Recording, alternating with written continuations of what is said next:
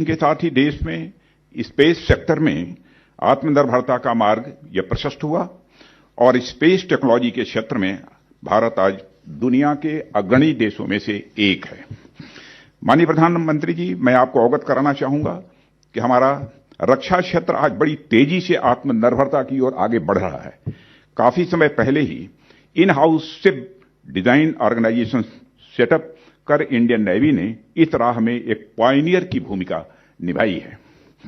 आपने विभिन्न प्रोजेक्ट्स के माध्यम से इंडियन नेवी ने बायर्स नेवी से बिल्डर्स नेवी बनने की दिशा में एक महत्वपूर्ण यात्रा भी तय की है। मुझे यह कहते हुए बड़ी सुखद अनुभूति होती है कि इंडियन नेवी ने सरफेस, सब सरफेस और एयर डोमेन्स में आत्मनिर्भरता की ओर यह अद्भुत प्रगति की है। हमारी वारशिप में लगातार बढ़ता इंडिजिनस कंटेंट इस बात का एक बहुत बड़ा प्रमाण है। जल्द ही कमीशन होने वाले एयरक्राफ्ट कैरियर, जिसमें 76% और state of the art Visakhapatnam class steel destroyers में इंडिजिनस कंटेंट 90% तक पहुंच गया है। हमारी शिपयार्ड्स और इंडस्ट्रीज द्वारा इस तरह की कैपेसिटी और कैपेबिलिटी डेवलप करना निश्चित ही राष्ट्र के लिए एक गौरव का विषय है।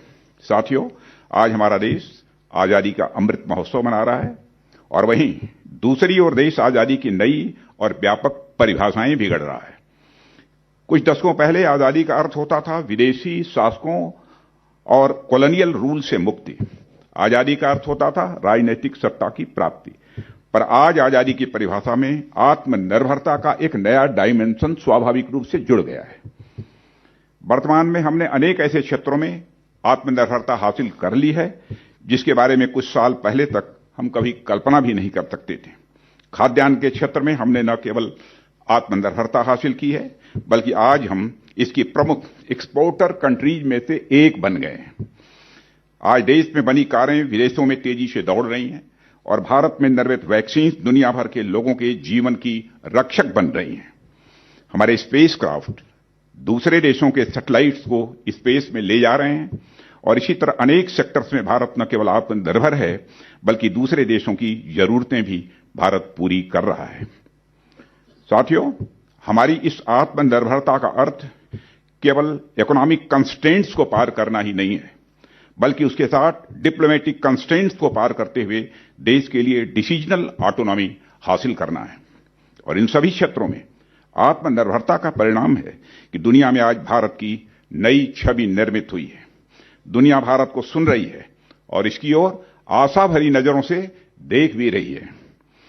भारत की इस प्रतिष्ठा के पीछे माननीय प्रधानमंत्री जी का मार्गदर्शन में रक्षा क्षेत्र में आत्मनिर्भरता के प्रयासों का निश्चित ही एक बड़ा योगदान है। साथियों, इनोवेशन और इंडिजिनाइजेशन डिफेंस सेक्टर में आत्मनिर्भरता की राह में एक महत्वपूर्ण कंपोनेंट्स हैं। यह दो ऐसे पिलर्स हैं जो हमारी arm forces, industry, research and development establishments और एकेडमिया आदि के बीच भारत की ग्रोथ और प्रॉस्पेरिटी के लिए सहयोग और समन्वय की यह राह प्रशस्त करते हैं। और मुझे कहते हुए खुशी होती है कि माननीय प्रधानमंत्री जी द्वारा आत्मनिर्भर भारत के आह्वान के बाद रक्षा मंत्रालय ने डिफेंस सेक्टर में आत्मनिर्भरता लाने के उद्देश्य से अनेक महत्वपूर्ण कदम उठाए हैं, जो इनोवेशन और इंडिजिनाइजेशन को बढ़ावा देने के लिए यह अत्यंत महत्वपूर्ण है। आज का यह सेमिनार भी रक्षा मंत्रालय द्वारा किए जा रहे प्रयासों का एक महत्वपूर्ण उदाहरण है। माननीय प्रधानमंत्री जी, मुझे आपको यह बताते हुए खुशी होती है कि आत्मनिर्भर भारत अभियान के अनुरूप पिछले फाइनेंशियल ईयर में नौसेना ने अपने कैपिटल बजट का 64% से अधिक हिस्सा डोमेस्टिक प्रोक्योरमेंट में खर्च किया है और करंट फाइनेंशियल ईयर में इंडिजिनस प्रोक्योरमेंट करने के लिए हिस्सा 70% तक बढ़ जाएगा। और प्राइवेट इंडस्ट्री, एमएसएमईज तथा स्टार्टअप्स की सक्रिय भागीदारी के साथ इनोवेशंस फॉर डिफेंस एक्सीलेंस तथा टेक्नोलॉजी डेवलपमेंट फंड स्कीम्स के तहत आने वाले अनेक प्रोजेक्ट्स के माध्यम से रक्षा क्षेत्र में इनोवेशन को बढ़ावा दिया जा रहा है। इन प्रयासों से हमारी नौसेना की न केवल हमारे देश के मैरीटाइम इंटरेस्ट को सुरक्षित रखने, बल्कि माननीय प्रधानमंत्री के विजन सागर के अनुरूप मित्र देशों के हितों की सुरक्षा करने के लिए भी आवश्यक क्षमताओं में काफी वृद्धि होगी, ऐसा मेरा विश्वास है। इंडियन ओशन रीजन और इंडो पैसिफिक में इंडियन नेवी का रोल और भी आगे बढ़ने वाला है। मुझे पूरा विश्वास है कि हमारी नेवी हर समय और परिस्थिति में। Well, that was Defence Minister Rajnath Singh speaking on innovation and Atmanirbharta in defence production. But we have a breaking news development coming in from Maharashtra. Chief Minister Eknath Shinde has announced his party's new National Executive Committee. In fact, he has superseded the one that was set up by Uddhav Thackeray. Troubles for Uddhav continue. Alisha joins us live from Mumbai. Alisha, we have the names, but please give us details of the National Executive Committee that has been set up by Maharashtra Chief Minister Eknath Shinde, clearly sending across a message to Uddhav that the real Shiv Sena is with Eknath Shinde now. Well, yes, Abhishek, it was a meeting that held after presidential election and a meeting in Trident Hotel in Mumbai, where all the MLAs, and we even know that 14 member of parliament that was also present in the meeting via video conference. And what we have been told that now Eknath Shinde, that is Chief Minister of Maharashtra, has announced a party's National Executive Committee. What we have been told that even Chief Minister has dismissed the previous, that is Uddhav Thackeray National Executive Committee, and has appointed new leaders in this National Executive Committee. And what we have been told that Deepak Kesarkar has been appointed as the chief spokesperson, whereas Ramdas Kadam and Anand Rao Arsul has been appointed as the leader of National Executive Committee. Moreover, Yashwant Jadhav, Gulabrao Patil, Uday Samant, Sharad Ponske, Tanaji Sawant, Vijay Rahate, Shivaji Rao, Adar Rao Patil has been appointed as the deputy leader. So these are the new members that has been appointed in Shiv Sena's National Executive Committee. But important to know, Abhishek, what we have been informed by our sources, that they were also planning to put to make Eknath Shinde as the party chief. But Eknath Shinde was the one who said that Uddhav Thackeray is the chief, is the party chief, and no one will touch the seat of Shiv Sena chief. So this is the big statement that we got to know from our sources, that even the other leaders wanted Eknath Shinde to be the chief Sena, the party chief, but Eknath Shinde denied for that. But yes, the previous National Executive Committee, that has been dismissed by Eknath Shinde, and he has appointed the new leaders, all the MLAs who are with Eknath Shinde, who is appointed and made an announcement of the new National Executive Committee. Right, Alisha, in fact, I can see some names given by you. Gulabrao Patil, for example, Uday Samant, many of them were considered very close to Uddhav. It seems that the divide is complete and that Uddhav has absolutely no control over his leaders now. Well, yes, Abhishek, we know that when this whole political crisis that was ongoing, and we know that Eknath Shinde, at the time he went to Guwahati, well, of course, whether it is Gulabrao Patil or Uday Samant, who was considered to be very close to Uddhav Thackeray, and in the first meeting that held in St. Regis, these MLAs were present in that meeting. But the other day, all went to Guwahati to support Eknath Shinde. And at this point of time, where Eknath Shinde has clearly claimed that not only the workers, we know that corporators has also joined Eknath Shinde camp, not only the MLAs, but also now the MPs has joined, because out of 18 MLAs, what we have been told that 14 MPs were present in the meeting that held in Trident, and they were present. There was a virtual meeting, they were present, and that was a time when National Executive Committee that has been appointed by Eknath Shinde. Even many of them have suggested that Eknath Shinde should be, addressed as a party chief, because he is now the Chief Minister of Maharashtra, and he's been leading all the MLAs and MP at this point of time. But Eknath Shinde made it very clear that party chief is Uddhav Thackeray, and he should be. But yes, the National Committee members, executive members that was made by, Uddhav Thackeray, and we even saw that 3 to 4 weeks back when Uddhav Thackeray had a meeting with the National Executive Committee in Sena Bhavan. There was a 7 resolution that was passed by Uddhav Thackeray, clearly stating whether it is a symbol that is going to stay with with Uddhav Thackeray, and that is of Shiv Sena. That is not going to go anywhere. But at this point of time, it clearly shows that all the members, whether it is MLAs, whether it is MP or whether it is corporators, all are with Eknath Shinde, because number of times we saw that not only from the Thane Municipal Corporation, but also from the Kalyan Dombivli, whether it is Satara, whether it is Ulhasnagar, Ambernath, all the even corporators are joining hand. But it's a major jolt for Uddhav Thackeray at this point of time, because Uddhav Thackeray, who took a decision to support Draupadi Murmu, that is NDA candidate, it is only because the MP that was present in the meeting, they forced Uddhav Thackeray that they should support a woman that comes from a tribal community. They should support NDA candidate. And that is where Uddhav Thackeray left with no option but to avoid split in MP. He supported and made it official that the Shiv Sena is going to extend the support to Draupadi Murmu, and that is what happened today. But after the meeting that was called by Eknath Shinde, in that meeting, yes. No, initially, the impression was that the 14 MPs, they wrote to Shiv Sena leader Uddhav Thackeray asking for support to NDA candidate Draupadi Murmu, but it was seen as a one-off affair. Now it seems that most of those MPs were actually part of this meeting via video conference in which Eknath Shinde has announced the National Executive Committee. Are you getting any sense that any of these MPs have been made members of the National Executive Committee? Are you getting a sense that these MPs have actually made a permanent shift towards the Eknath Shinde camp?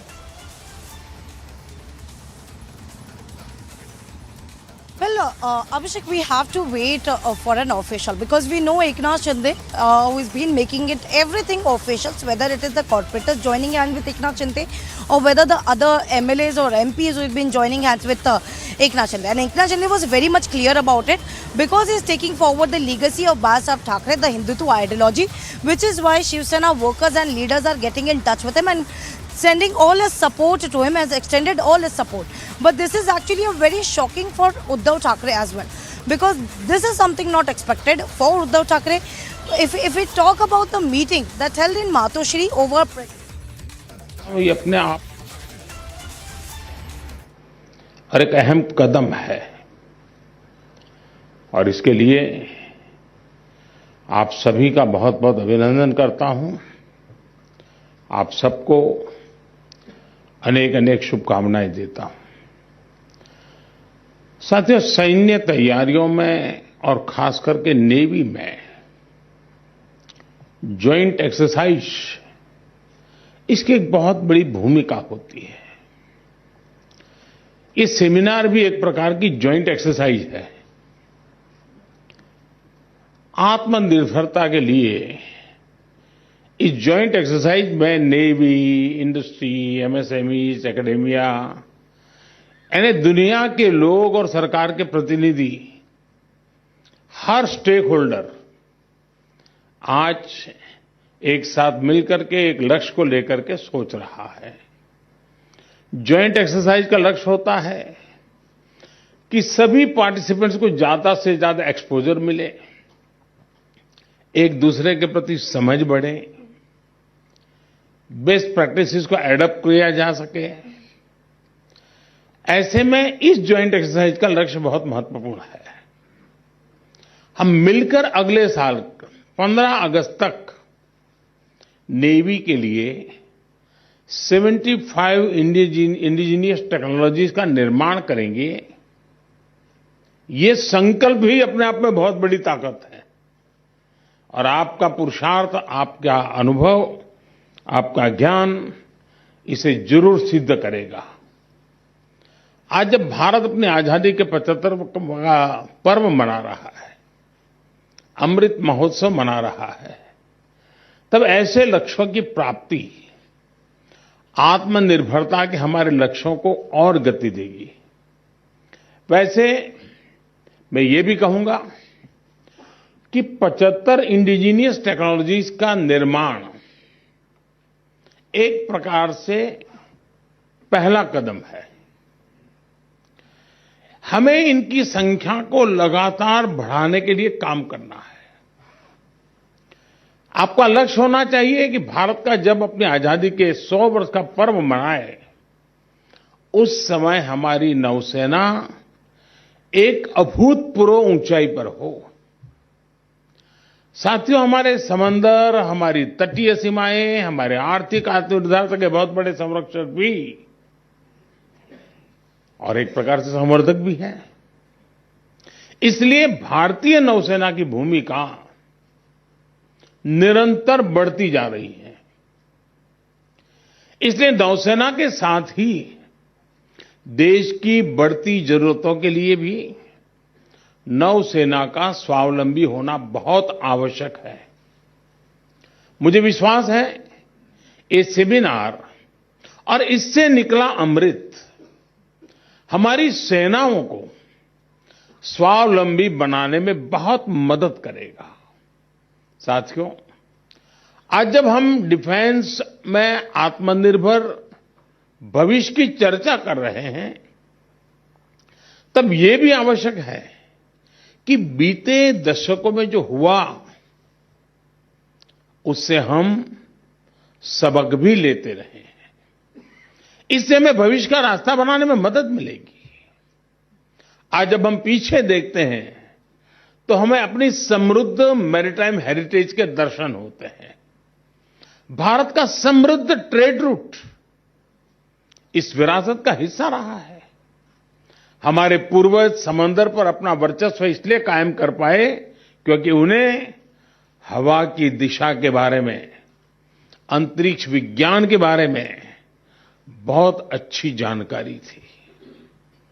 किस ऋतु में हवा की दिशा क्या होगी, कैसे हवा की दिशा के साथ आगे बढ़कर हम पड़ाव पर पहुंच सकते हैं, इसका ज्ञान हमारे पूर्वजों की बहुत बड़ी ताकत थी। देश में ये जानकारी भी बहुत कम लोगों को है कि भारत का डिफेंस सेक्टर आजादी से पहले भी काफी मजबूत हुआ करता था। आजादी के समय देश में 18 ऑर्डिनेंस फैक्ट्रीज थी, जहां आर्टिलरी गन समेत कई तरह के सैनिक साजो सामान हमारे देश में बना करते थे। दूसरे विश्व युद्ध में रक्षा उपकरणों के हम एक अहम सप्लायर थे। हमारे हॉवित्जर तोपों, ईशापुर राइफल फैक्ट्री में बनी मशीन गनों को उस समय श्रेष्ठ माना जाता था। हम बहुत बड़ी संख्या में एक्सपोर्ट किया करते थे। लेकिन फिर ऐसा क्या हुआ कि एक समय में हम इस क्षेत्र में दुनिया के सबसे बड़े इंपोर्टर बन गए। और थोड़ा हम नजर करें कि प्रथम और द्वितीय विश्व युद्ध ने बहुत विनाश किया।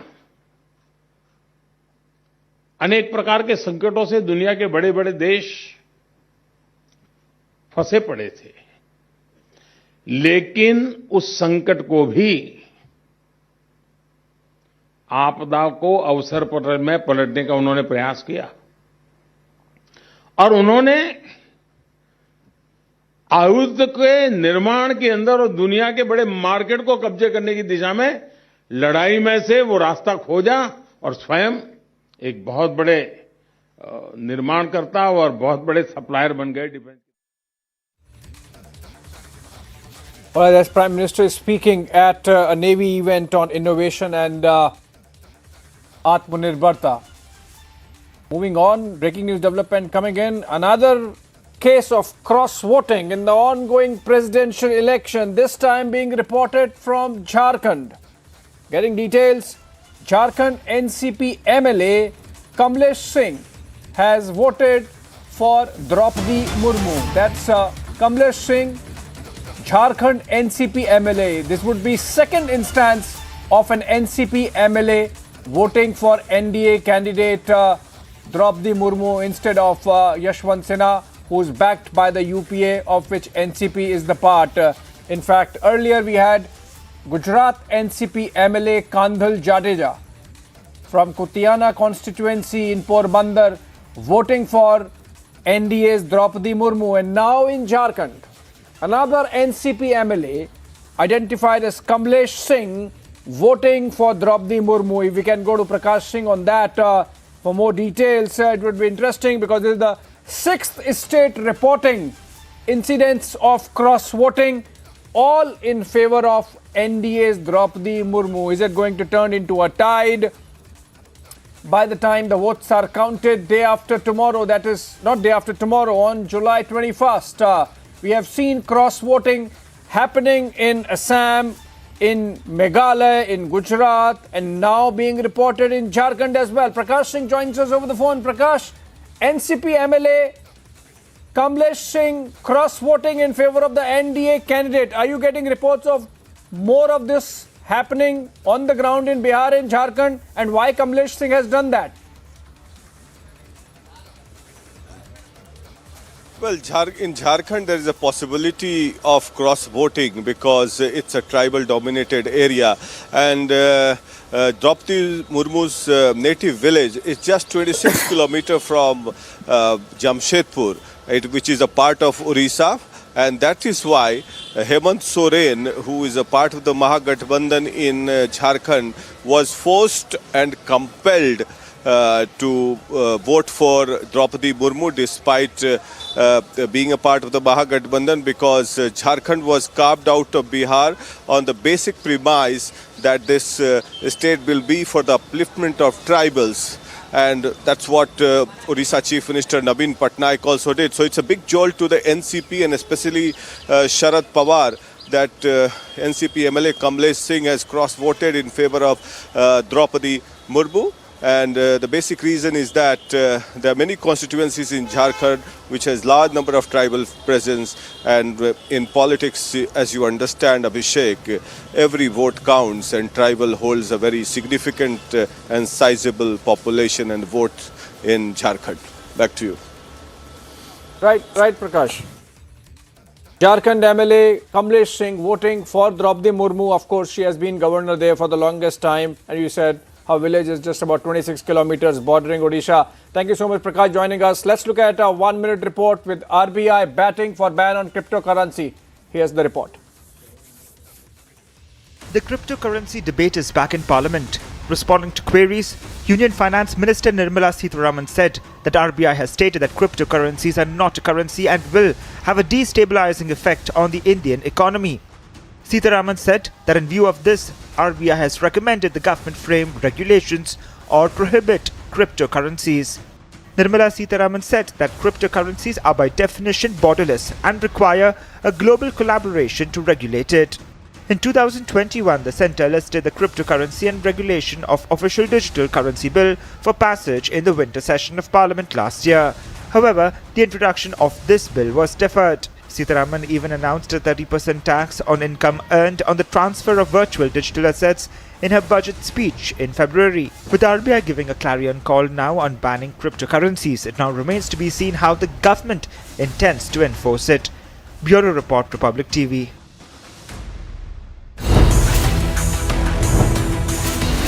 RBI calls for crypto ban. Time to action it.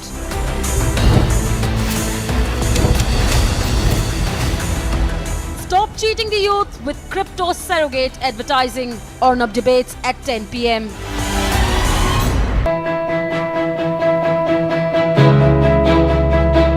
Getting a cab these days is nearly impossible because half the time you don't get rides. Even if your cab gets booked, you're not sure when it is going to get cancelled or how much you're going to pay. Now, answering all this, Mind has come up with beautiful solutions whereby we don't have a surge rate here because they go by government prescribed rates. Not just that, Mind has a beautiful feature where you incentivize the driver, ensuring that he will come and pick you up on time. So, thanks Mind.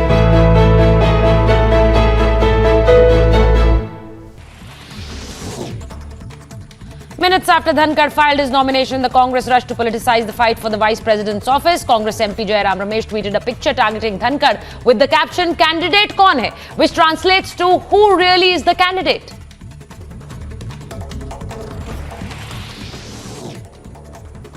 In another big setback for the former Mumbai Police Commissioner Sanjay Pandey, 2 more cases have been registered against him, one by the CBI and the other by the Enforcement Directorate. Former NEC CEOs Chitra Ramakrishna and Ravi Narayan were also named in the case. Top business journalist Sujeta Dalal was interrogated by the CBI in the NEC illegal phone tapping case. Sources tell Republic TV that former NEC chiefs Chitra Ramakrishna and Ravi Narayan claimed that Dalal introduced ex-Mumbai top cop Sanjay Pandey's family firm ISEC Securities Private Limited to them, the firm which is under the lens in investigation. In a big development amid the ongoing debate over a cryptocurrency ban, the Finance Ministry, in a written response to a question in the Lok Sabha, said the RBI is of the view that cryptocurrencies must be prohibited in the country.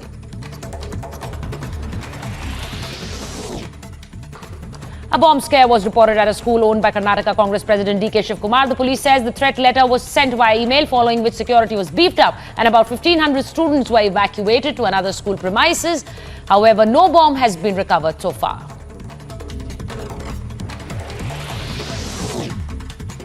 Twelve people lost their lives and 15 were rescued after a Maharashtra Roadways bus en route Pune from Indore fell off the Khalghat Sanjay Setu in Dhar district. 40 passengers were on board the ill-fated bus. The cause of the accident is yet to be determined. Women leader Sultana Khan has been attacked in Mumbai. The attack happened around 11 p.m. on Sunday night. Police officials said Sultana Khan was attacked with a sharp weapon. अगर FIR है तो FIR होगी, non cognizable crime है तो non cognizable crime होगा और उसके जो सेक्शन लगेंगे उसके तहत आरोपी को ढूंढना वो सबसे बड़ा चैलेंज रहेगा.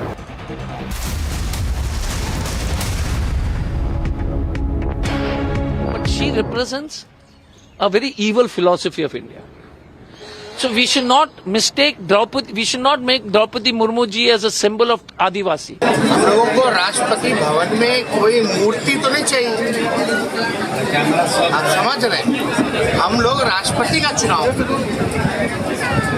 Advani was not considered because Advani would have become a strong president.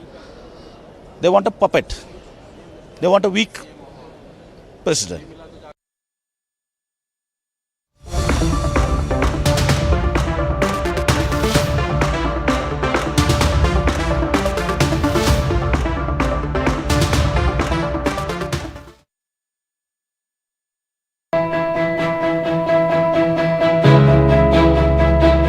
Getting a cab these days is nearly impossible because half the time you don't get rides. Even if your cab gets booked, you're not sure when it is going to get cancelled or how much you're going to pay. Now, answering all this, Mind has come up with beautiful solutions whereby we don't have a surge rate here because they go by government prescribed rates. Not just that, Mind has a beautiful feature where you incentivize the driver, ensuring that he will come and pick you up on time. So, thanks Mind.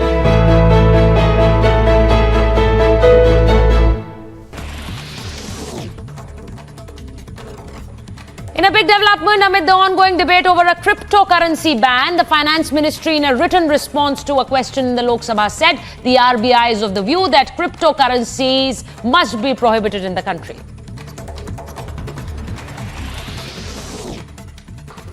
A bomb scare was reported at a school owned by Karnataka Congress President D.K. Shiv Kumar. The police says the threat letter was sent via email, following which security was beefed up and about 1,500 students were evacuated to another school premises. However, no bomb has been recovered so far.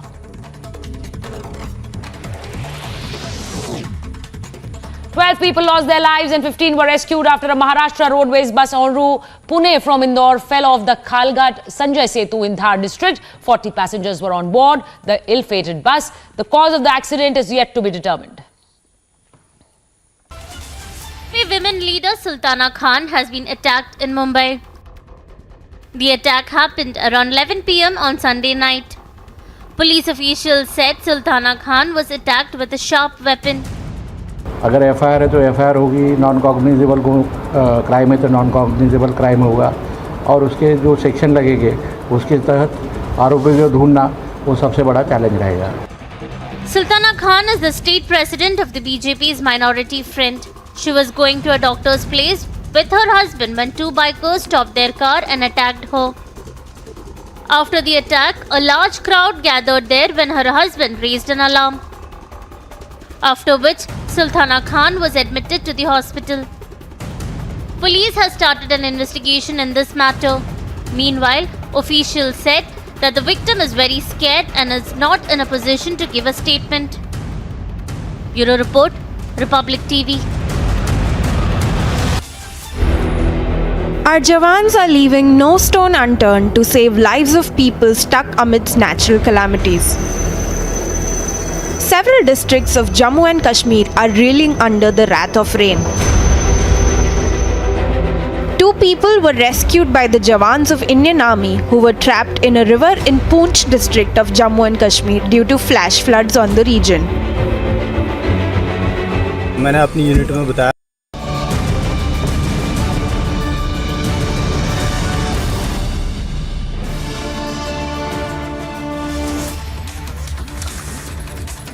Starting the edition of This Is Exclusive with some breaking news now coming in. We've accessed the full documents, the CBI as well as enforcement documents as far as the cases that have been registered against Sanjay Pandey, Chitra Ramakrishna.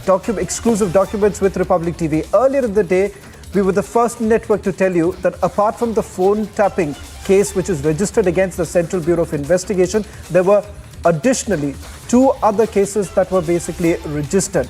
One by the Central Bureau of Investigation and other by the Enforcement Directorate. This was with regards to a company incorporated by the former Mumbai Police Commissioner, Sanjay Pandey, ISEC Securities Private Limited. First, let me take you through that FIR that has been registered by the Central Bureau of Investigation as far as the NSE illegal phone tapping case is concerned. On your screens right now, we'll just put out full details of the first information report filed by the Central Bureau of Investigation. Take a look at this. All the charges that have been leveled against Sanjay Pandey and Chitra Ramakrishna, what you see on your screens right now, various sections under the Indian Telegraph Act 1885 and also criminal conspiracy, section 120B of the Criminal Conspiracy Indian Telegraph Act, section 20, 21, 24, 26. And the IT Act has also been invoked in this particular case, 69B, 72 and 72A, and the Prevention of Corruption Act. Let's move to page number 2, where you would actually get full details of those who have basically been named by the Central Bureau of Investigation. Take a look at this. ISEC Securities Services Private Limited. This is the very company that was incorporated by Sanjay Pandey. Sanjay Pandey himself has been named as accused number 6 here. This is his son Arman Pandey and mother Santosh Pandey. All have been named by the Central Bureau of Investigation. Let's take a look at accused number 10, that is Ravi Narayan of the NSE, former MD of the NSE. Chitra Ramakrishna has also been named. Let's now quickly go through the full details that are basically coming in. Important to point out here is that the Enforcement Directorate had basically flagged this off during the investigation that was being carried out. A letter was sent to the Ministry of Home Affairs. It is the Ministry of Home Affairs that received this particular complaint by the Enforcement Directorate that illegal interception was taking place inside the National Stock Exchange. Why this becomes even more important tonight is because a story which has been completely blacked out by the Lutyens media, they do not feel the need to tell the nation that for the longest period of time, there was illegal interception that was being carried out. I'll take you through the details. Why I'm saying that this is a matter of huge concern, because the kind of interception that was basically being done by the National Stock Exchange. Take a look at this document on your screens right now. I'll ask our producers to go full frame right now as I show the document, the complaint that was received by the Central Bureau of Investigation, and what are the charges against ISEC Securities Private Limited along with Sanjay Pandey. Take a look at this. They are clearly talking about a communication that was received from the Ministry of Home Affairs, revealed the following quantitative issue of illegal interception at NSE between 2009 and 2017. Let's take a look at this. 2009 and 2017, that's the period that the Central Bureau of Investigation is looking into, where the illegal interception was being done. ISEC Services Private Limited is a company incorporated with the ROC. Srimati Santosh Pandey, mother of Sanjay Pandey, and Anand Narayan are the two directors of this company. They've given full details of the company directorship for how long they were. Let's take a look at the other parts. Point number 2, ISEC submitted an undated proposal to the National Stock Exchange of India to conduct periodic study. What they are calling is the periodic study of cyber vulnerabilities. Cyber vulnerabilities, that's what they are basically calling this. Illegal interception being dubbed as periodic study of cyber vulnerabilities. The proposal was processed NEC through Chitra Ramakrishna. After due approval of Ravi Narayan, who's the MD of NEC, a work order was issued in 2009 by a person from the NEC to ISEC. Numerous work orders were issued to ISEC on the pretext of study of work orders. So the breaking news now coming in, not one, numerous work orders were being issued for the study of vulnerabilities. Then they go on to give full details. Let's quickly skip to point number 5 because that's where the important part leads to. Set up for monitoring of calls by ISEC, which began in 2009, was located on the 7th floor of the Exchange Plaza.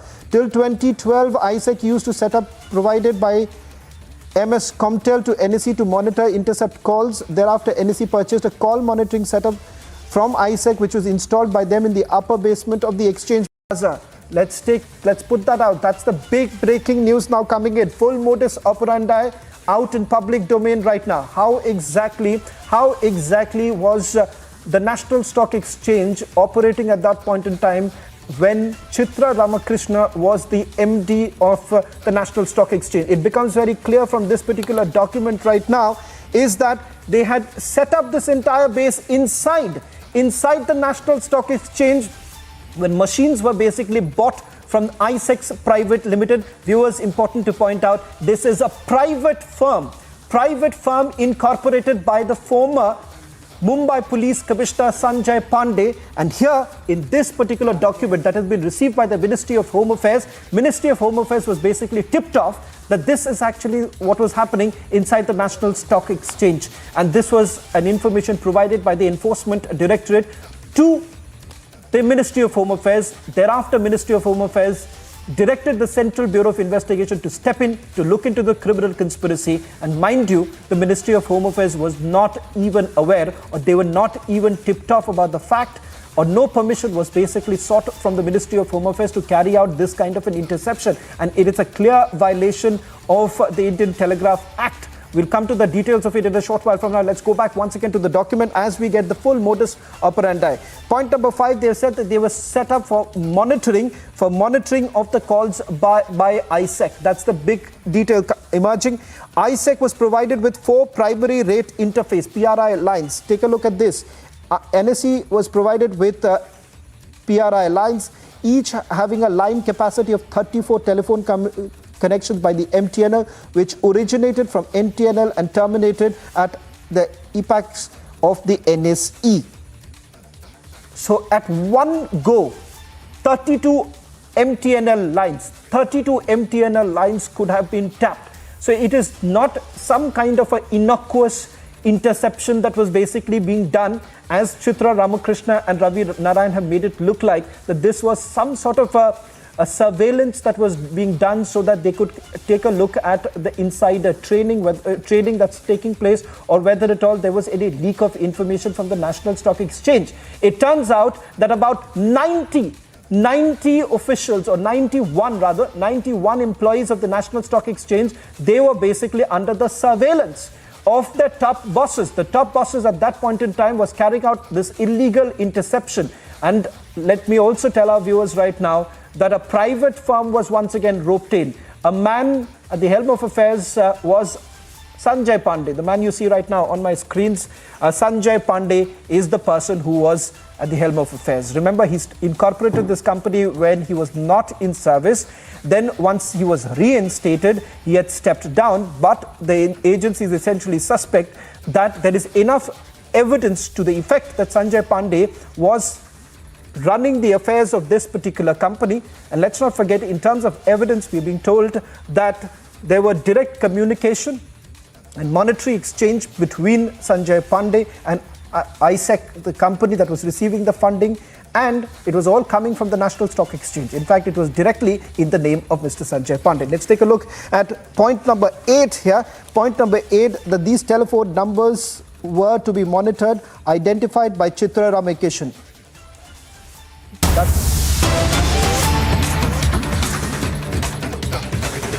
Officers and other officials of the Rajya Sabha Secretariat deployed for duty to assist me during counting the candidates and one authorized representative of each candidate, the observers appointed by the Election Commission of India, and PIB accredited media persons holding authority letters issued by the Election Commission of India will be allowed entry inside the counting hall.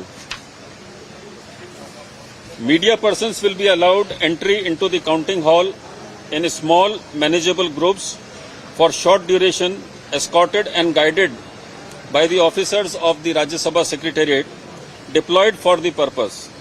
Media persons are requested to scrupulously adhere to the instructions issued by the Election Commission of India with regard to media coverage of counting. I hope all of you have already received the said instructions. The instructions have also been affixed on the notice boards for information of all and have also been uploaded on the Rajya Sabha website aforementioned. The result of counting will be announced immediately after the counting of votes is over. The result will also be uploaded on the Rajya Sabha website under the link Presidential Election 2022. Thank you. Sir, just one last question.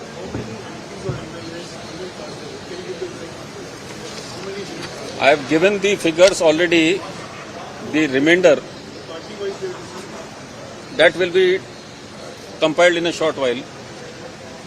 Thank you.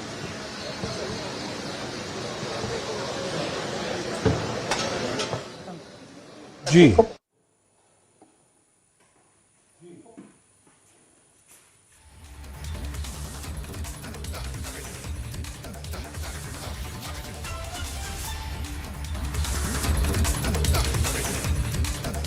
Right now,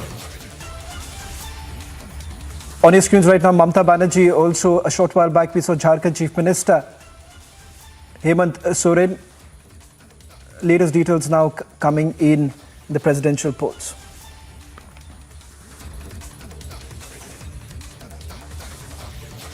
A bomb-scare mail was sent to National Hillview School, which was being owned by Congress leader DK Shivakumar in Bengaluru. According to the management, they had received a mail yesterday stating that they have planted a bomb in the school premises. Immediately, close to 1,500 students were shifted to a safest place. And even the police had rushed to the spot along with the bomb squad, which has already checked every nook and corner, and they have also said that they haven't found anything. Officers, they have cooperated. Immediately I have given instruction to my secretary and all the staff to vacate the entire building. The children was there, almost 1,500 odd. We have shifted all the children. Now the inspection is going on. As of now, what we get to learn from KPCC president as well as owner of that particular school, DK Shivakumar, is that they have received a mail from an email ID called Ucha Venkat, and the police is investigating further.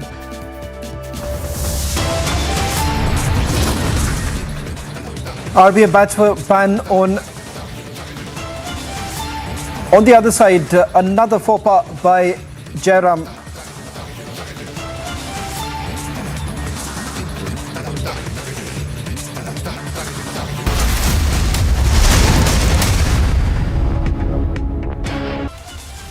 Women leader Sultana Khan has been attacked in Mumbai.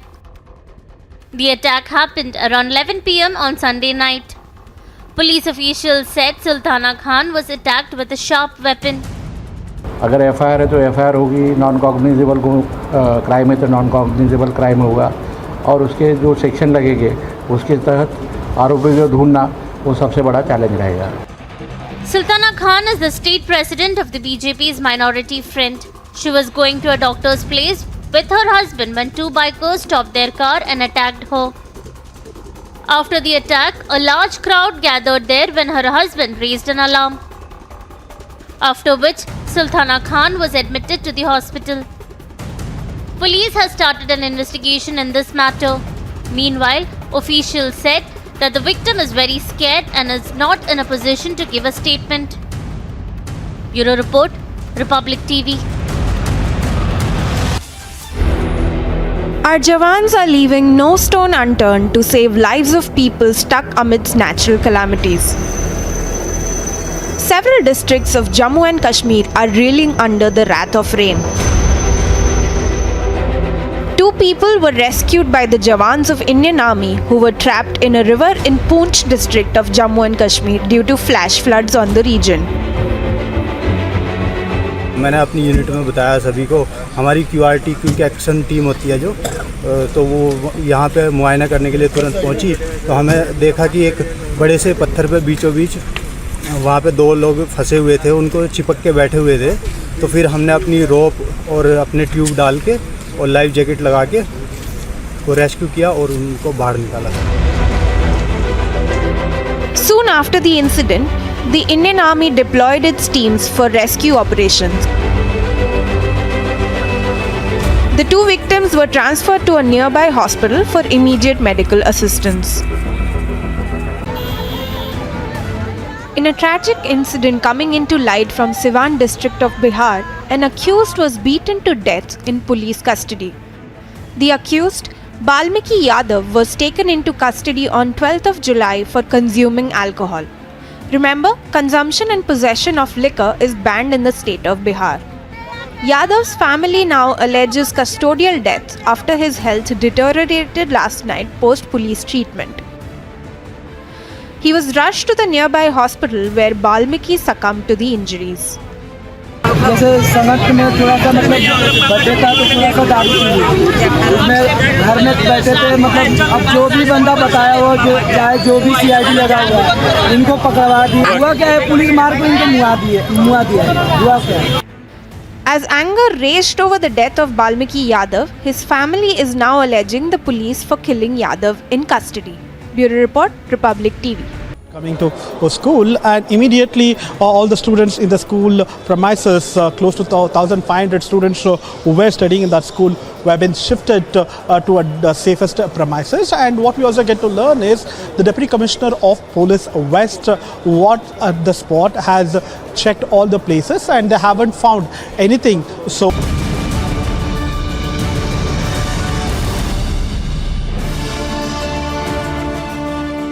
getting at some more details right now. A big day inside the Central Bureau of Investigation right now as we're getting more details. That disgraced cop Parambir Singh is now being questioned by the Central Bureau of Investigation. Not just Parambir Singh, but right now we're also being told that Sanjay Pandey, who was examined by the Central Bureau of Investigation in the illegal phone tapping case, is also being questioned in the Anil Deshmukh matter. Parambir Singh is being questioned in the Anil Deshmukh matter as we speak right now. In fact, apart from that, even Sanjay Pandey has been examined in the same case. So we've also been told that the Enforcement Directorate has now sent out summons to Sanjay Pandey. He's been asked to appear before the Enforcement Directorate's headquarters tomorrow in the illegal phone tapping case. Let me go across to my colleague Alisha, who's been tracking this story very closely. Alisha, back-to-back breaking news now coming in only on Republic TV. Parambir Singh is now being questioned by the Central Bureau of Investigation. Just take us through the details. Parambir Singh technically is a complainant in this particular matter, but having said that, his statement is being recorded. His statement was recorded in the past too, but now it turns out that even Sanjay Pandey, Mumbai Police Commissioner Sanjay Pandey, is also being questioned. Let's not forget the concerns, or rather the queries that were basically raised by Sanjay Pandey when this case was in Maharashtra. In fact, there's a serious allegation leveled against Sanjay Pandey here too. They say that they've tapped the phone of Parambir Singh. Let me go across to Alisha. Alisha, just take us through the details. Well, yes, Shavan, we know that this 100 crore extortion case, which has been now investigated by Central Bureau of Investigation. And now what we know that Parambir Singh, who is the complainant in the case, as you rightly pointed out, is a complainant in the case. But yes, he's been questioned by the CBI, and also Sanjay Pandey, who is being questioned in the same case. And this is the case that was registered, and later Supreme Court gave an order to CBI to investigate the case on the complaint that was filed by Parambir Singh. We know that the letter that was given by Parambir Singh to the then Chief Minister Uddhav Thackeray over the allegations against the former Home Minister Anil Deshmukh over the 100 crore extortion case. There was a allegation that was levelled against Anil Deshmukh, stating that where Anil Deshmukh has asked the police officials, including Sachin Waze, to extort money from the hotels and restaurants across Mumbai. There are 1,745 hotels and restaurants, and that that need to be taken. The money need to be taken from the hotels and restaurant as well, and that is a complaint that was given by Parambir Singh and now been investigated by Central Bureau of Investigation. And of course, it's an exclusive information that we are getting in for our viewers that now Parambir Singh and Sanjay Pandey, who is being questioned by the CBI over the same case. Yes. Well, just a quick question with regards to Sanjay Pandey also. Let's take a look at some of the details that are coming in. I'll ask our producers to put out the breaking news coming in with regards to Sanjay Pandey. It turns out, Alisha, that Sanjay Pandey, who was actually summoned on Friday by the Enforcement Directorate in the phone tapping case, who had sought more time, has been issued another summon. He has now been asked to appear before the Enforcement Directorate here in the national capital. Tomorrow is what we are being told. Around 11 o'clock in the morning, he's been asked to appear before the Enforcement Directorate in the phone tapping case.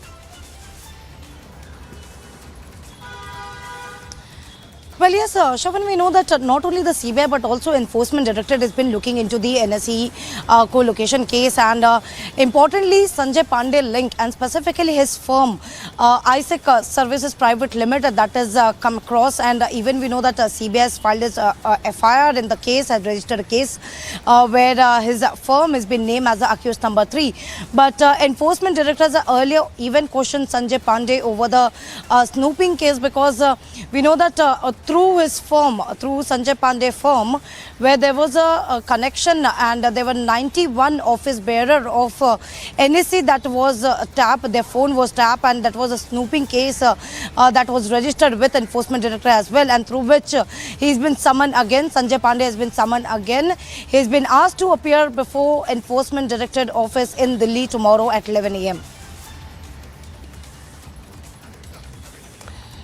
Thank you very much, Alisha. As we get the details of the investigation that's being carried out by the Central Bureau of Investigation. On This Is Exclusive, we'll be getting you more details, full files, only with Republic TV. Along with Alisha, we'll break down all the latest details that are coming in right from the morning. We have been getting you fastest updates on this big story, which has undoubtedly made the business world in a tizzy. Let's take a look at the headlines we're tracking for you at this hour. NSE phone tapping case explodes. Republic TV accesses exclusive ED documents that exposes the details of the scathing NSE snooping scandal. Journalist Sucheta Dalal questioned by the CBI. Republic newsbreak on NSE illegal phone tapping case shakes up business world. Ex-Mumbai Police Commissioner Sanjay Pandey under CBI and ED scan after Parambir. Serious charges against another former Mumbai Police Commissioner. Parambir Singh also quizzed by the agencies in Anil Deshmukh case by the CBI as fast-paced developments take place within the agency.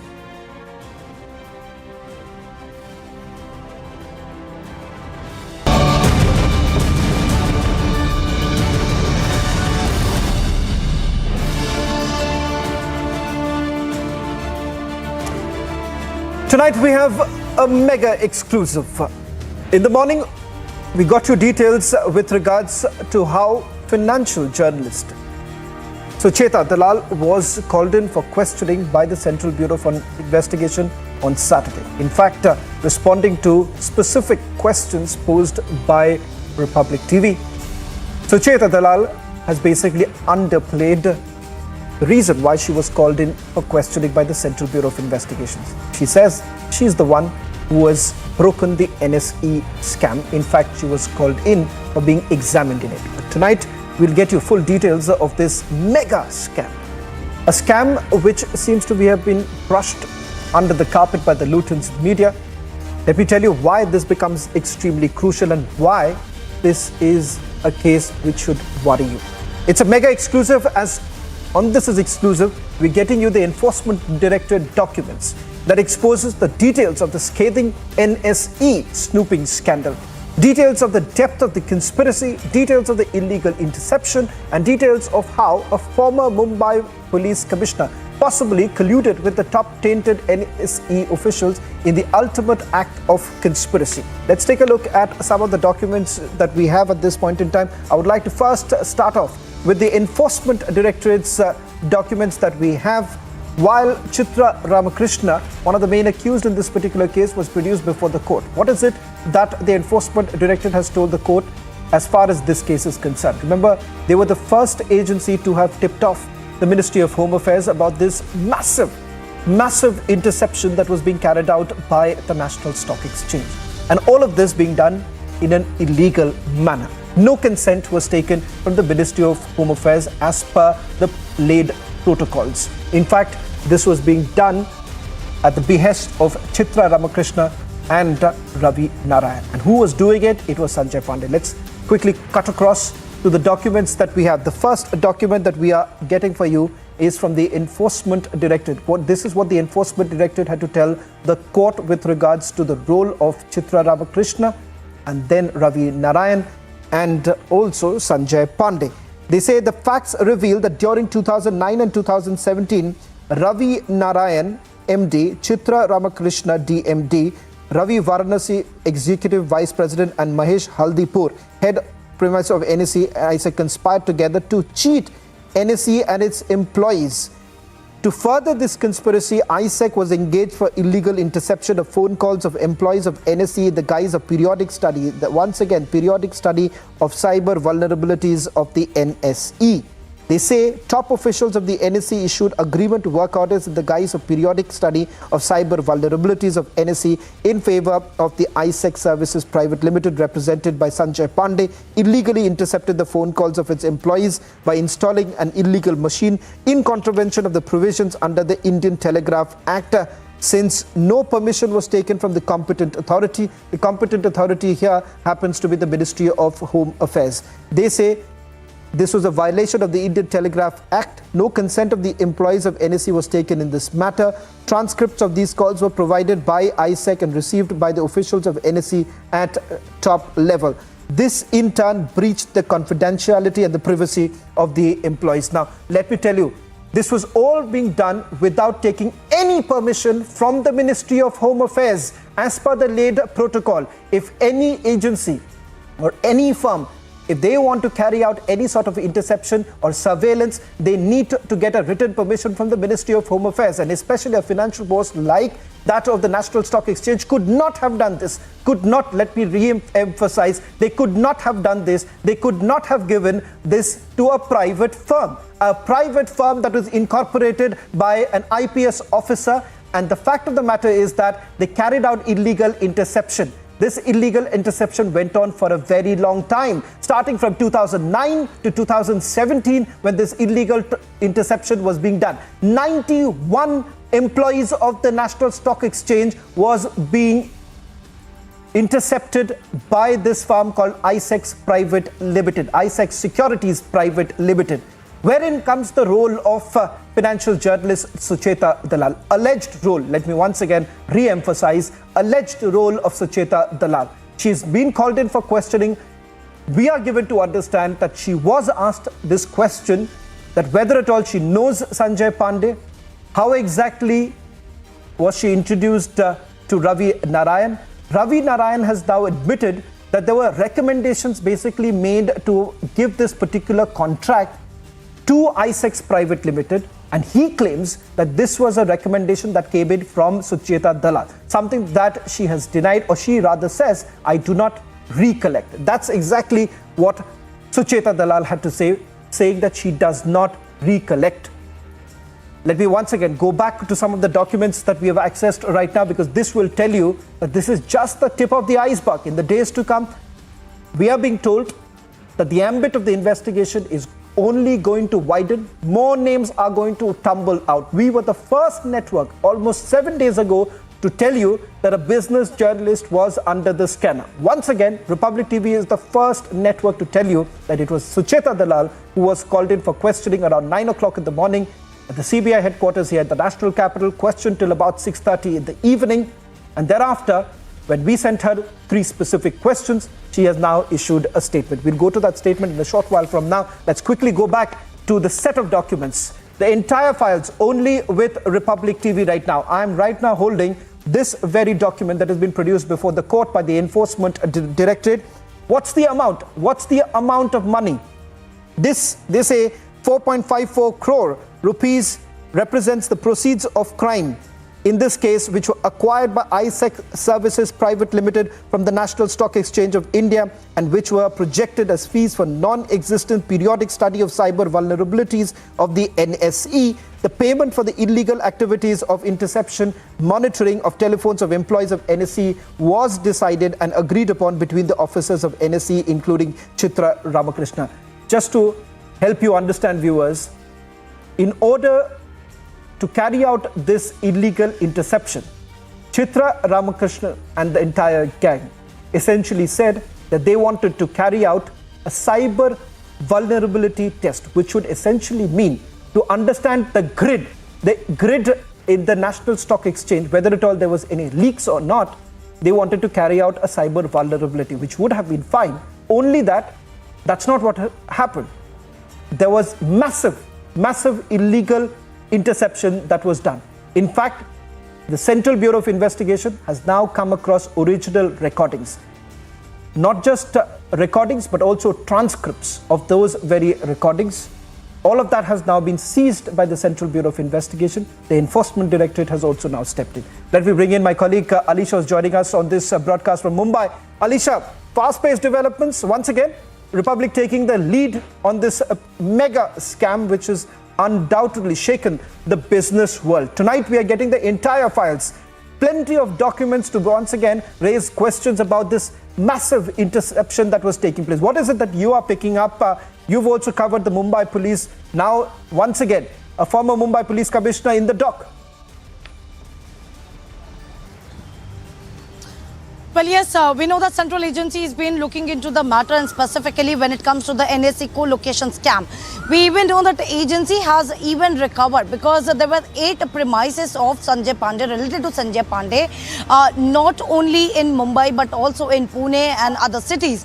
That was, the searches that was going on. And what was the recovery? The recovery from the agency, that was the payment received to company backed by Sanjay Pandey, that is ISEX Services Private Limited.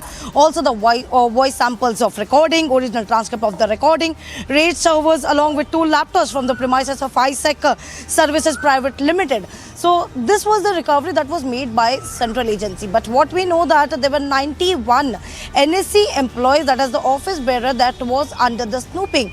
Their phone were tapped, and that was done by the firm that is whose the founder is Sanjay Pandey. Sanjay Pandey is the founder of this ISEX Services Private Limited, and that is in connection with getting in with Chitra Ramakrishna.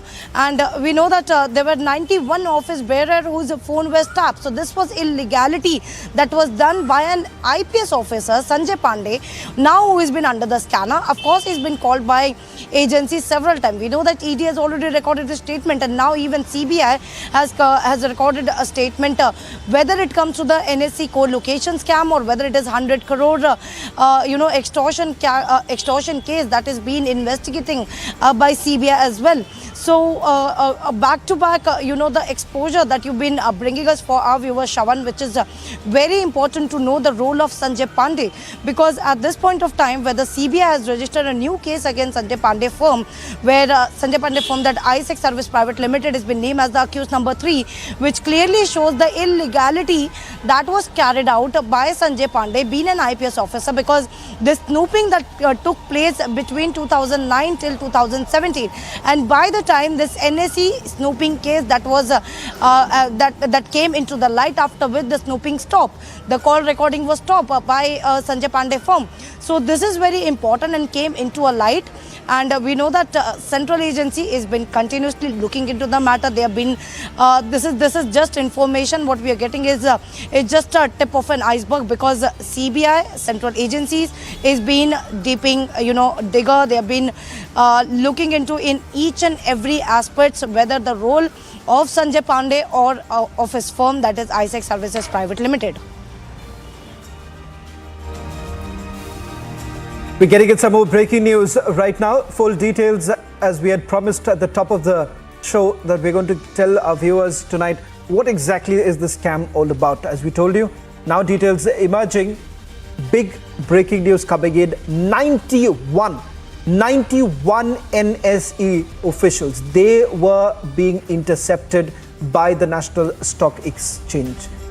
Not just that, it was ISEC which had tapped the phones of about 91 NSE officials. And for all those who are raising this question that perhaps former Mumbai Police Commissioner Sanjay Pandey, who had incorporated the company back in 2001, had actually stepped down.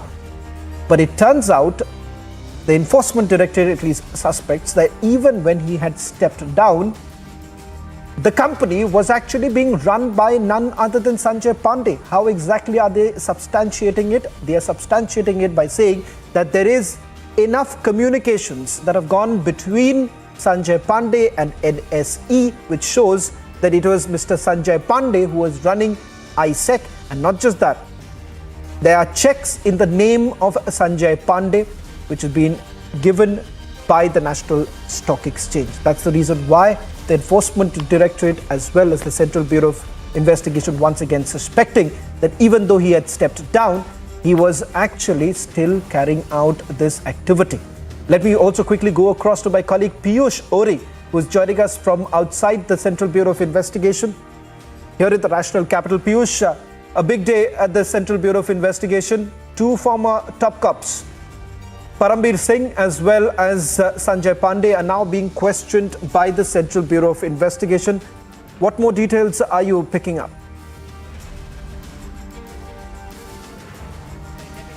This is a very big day because two former cops of Mumbai Police are being investigated, for their probe of first alleged, trying to alleged irregularities, and also trying to, find out secret information of NSE employees. As you said, that 91 NSE employees, secret information was being taken over by this ISEC security. Yes, Shravan. Shravan. Piyush, I'm sorry to interrupt you, but I just want as I was saying you that, to show around our viewers, you are outside the Central Bureau of Investigation. You're outside the CBI right now, so I would request you to also show our viewers what's really happening there, and also answer the question with regards to what are the questions that have been asked so far. Has both of them stepped out as yet? So as of now, they have not been stepped out. I'll just try to show you the images of CBI headquarters over here. And as I said, that this is a very big day because two former top cops of Mumbai Police are being investigated for the role of irregularities and stealing some vital information of NSE employees. Now, this CBI was being given the role of investigating Sanjay Pandey by the Ministry of Home Affairs after they were tipped off by Enforcement Directorate of his role of stealing information of National Stock Exchange. Now, we are trying to find out, as of now, we have the officials have not come forward and told us anything about it, but we are trying to find out that was Sanjay Pandey's company introduced to Chitra Ramakrishnan and Ajay Narayan by Suchita Dalal, as it has been alleged. So yes, there are some very important details that need to come out in this case, and we are trying to investigate. We are trying to find out about what exactly is happening. As of now, it has been told to us that the probe in this matter is still being done by CBI, and I can just allow you to, just pan the camera over here again to the CBI headquarters. The probe over here is still going on, and we are trying to track that when exactly are these two cops are going to come out of the CBI headquarters here in Delhi. Back to you, Shaban.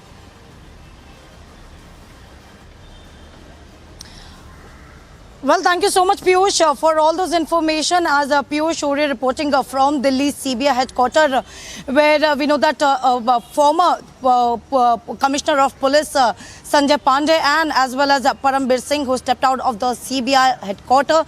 This is regards to the money laundering case. We know that there was extortion case that was leveled against Anil Deshmukh, and the letter that was given by Parambir Singh to former Chief Minister Uddhav Thackeray, clearly stating that Anil Deshmukh has asked the police official to extort money from the hotels and restaurants.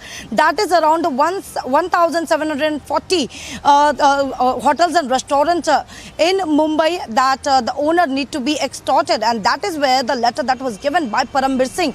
We know that Parambir Singh is the complainant in the case, but his statement has been recorded. It was several hours where Parambir Singh has entered the CBI headquarters that he was questioned through, not only Parambir Singh but also Sanjay Pandey, because in the same letter where Parambir Singh has informed that Sanjay Pandey was snooping, he was doing a phone tapping, which is why he need to be investigated, and that is where Sanjay Pandey was called in. We know about Sanjay Pandey is not only Sanjay Pandey but also his firm, that is ISEC Services Private Limited, which is under the scanner now in the NSC co-location scam. Importantly, what we have access, the CBI FIR that we have access, where Sanjay Pandey's firm ISEC Service Private Limited is being named as an accused number 3, and that is now under the scanner. In a central agency has already find out many evidence that come across between Sanjay Pandey and of course the top business journalist, that is Suchita Dalal, whose statement has already been recorded by Central Bureau of Investigation, which clearly stated that she was the one who got Sanjay Pandey into it. She was the one who was involved between Sanjay Pandey and of course Chitra Ramakrishna. We know that in this NSC co-location scam where there was a phone tapping, phone snooping between 2009 till 2017, and after this NSE co-location scam broke out, the phone tapping was stopped. But it is 91 office bearer of National Stock Exchange where the phone tapping, phone snooping was ongoing, and it was stopped right after the NSE scam broke out. So it is now under the scanner. We know that Enforcement Director has already questioned Sanjay Pandey in the same case, and right after that even CBI has been looking into the matter. We know that Central Bureau of Investigation has already conducted searches in many places across Maharashtra. It has been told that not only Maharashtra but also other places related to Sanjay Pandey. And moreover, his office in Mumbai, that is ISEC Services Private Limited, where Central Bureau of Investigation has conducted raid, and many of the documents and of course the files that has been recovered by Central Bureau of Investigation, and now they have been looking into the matter. Yes. We're getting in some more breaking news coming in right now with regards to the questioning that has taken place in the extortion case. Let's put out those breaking news that's coming in. We're being told that former Mumbai Police Commissioner Parambir Singh as well as Sanjay Pandey, they were questioned in the extortion case.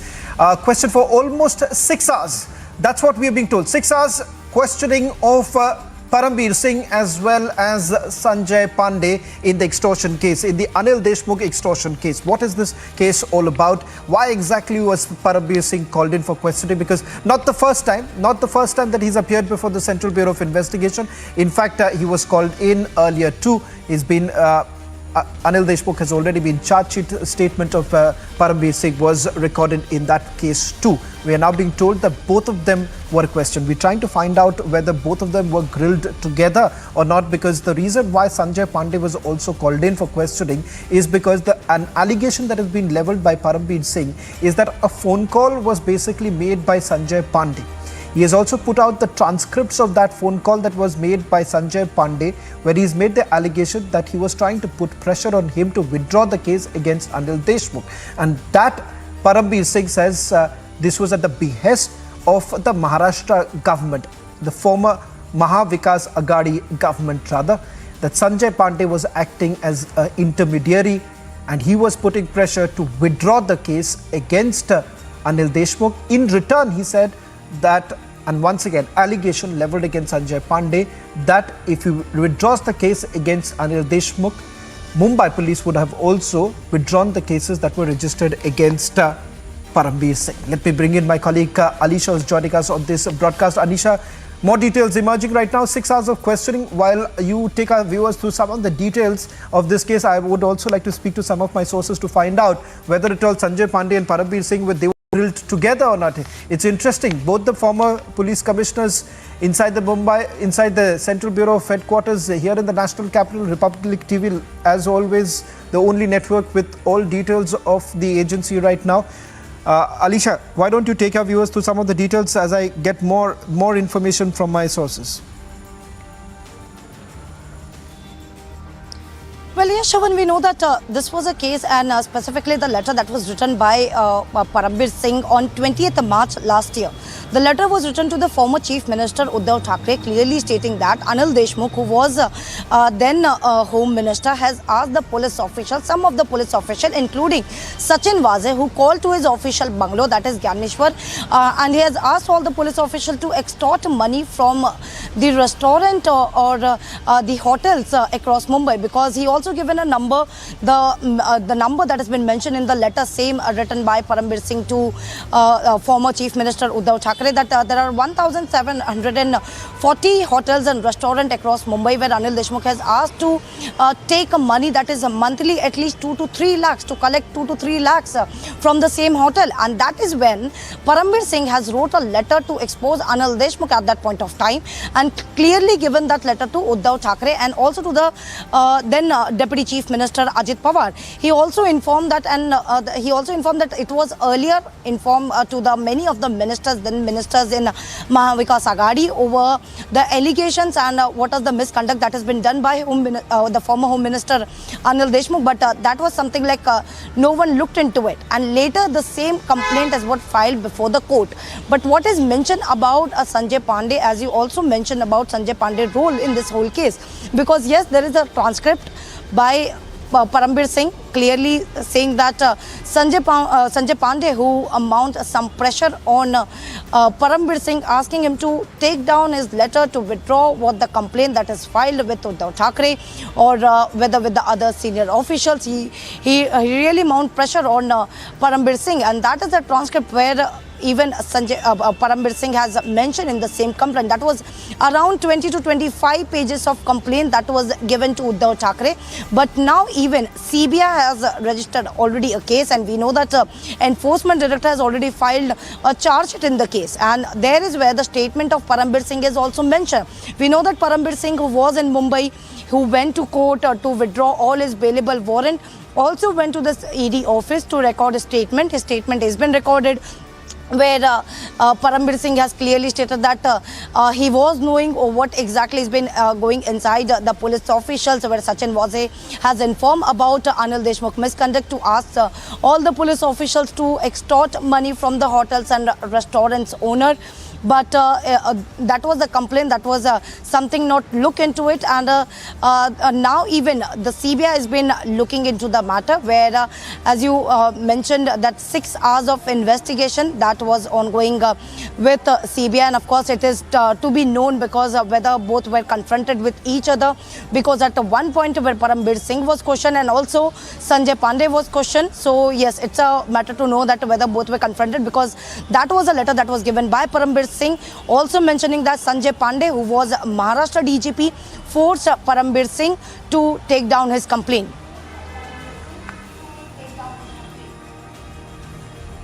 Well, that's the latest details now coming in. Some more interesting details coming in, Alisha, right now is the fact that both the commissioners have been called in together.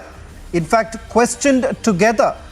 Reason being, if you really look at the complaint that was actually filed here, Parambir Singh had made that allegation against Sanjay Pandey that he was working at the behest of the Mahavikas Aghadi, putting more pressure on him so that he withdraws the case against Anil Deshmukh in lieu of the fact that the cases registered against Parambir Singh by the Mumbai police would have actually withdrawn. That's the latest now details coming in. As far as Parambir Singh, let's put out that breaking news coming in, grilled together for about 6 hours. Not very sure for how long perhaps they were together. That's not clear at this stage. We'll try and get in some more clarity. But what we can confirm that he was almost questioned for about 6 hours. Both of them were questioned for 6 hours. In fact, this is the day when Sanjay Pandey was also called in by the Enforcement Directorate in the illegal phone tapping case. In fact, now fresh summons have already been put out. That's the latest now coming in. On your screens, the details of Parambir Singh and Sanjay Pandey questioned for about 6 hours. Grilled together is what we are picking up at this point in time. It's going to be very interesting to see if they were grilled together for almost the entire period. Not very sure at this point in time. We're trying to get in some details right now from the agency, but it's unlikely that we'll get it immediately. But all that we can tell our viewers right now is that Parambir Singh, Sanjay Pandey, they were quizzed together for about 6 hours in the national capital in the Maharashtra extortion case.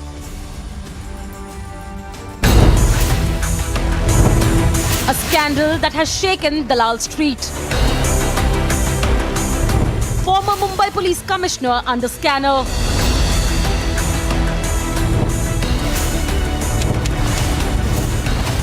Scandal hits the NSE again. Who snooped for years on end? Arnab debates at 10 p.m.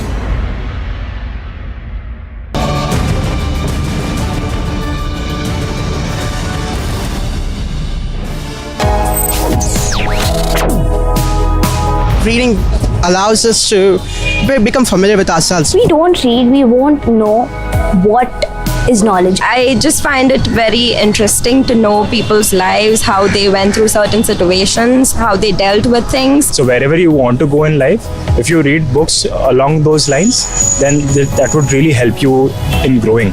Reading could mean a million different things to every individual. What does it mean to you? Visit readindia.info to find out more.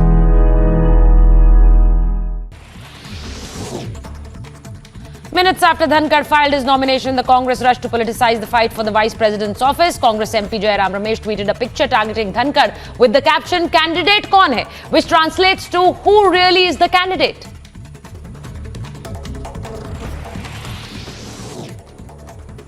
In another big setback for the former Mumbai Police Commissioner Sanjay Pandey, 2 more cases have been registered against him, one by the CBI and the other by the Enforcement Directorate. Former NEC CEOs Chitra Ramakrishna and Ravi Narayan were also named in the case.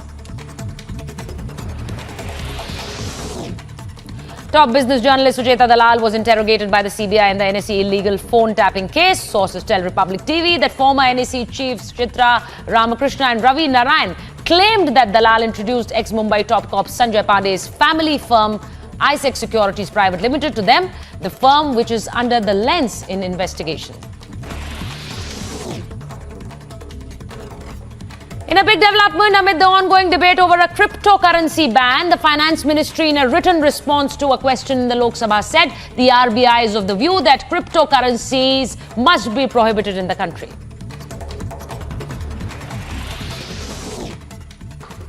A bomb scare was reported at a school owned by Karnataka Congress President D.K. Shiv Kumar. The police says the threat letter was sent via email, following which security was beefed up and about 1,500 students were evacuated to another school premises.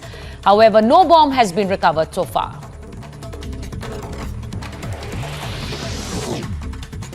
Twelve people lost their lives and 15 were rescued after a Maharashtra Roadways bus en route Pune from Indore fell off the Khalghat Sanjay Setu in Dhar district. 40 passengers were on board the ill-fated bus. The cause of the accident is yet to be determined.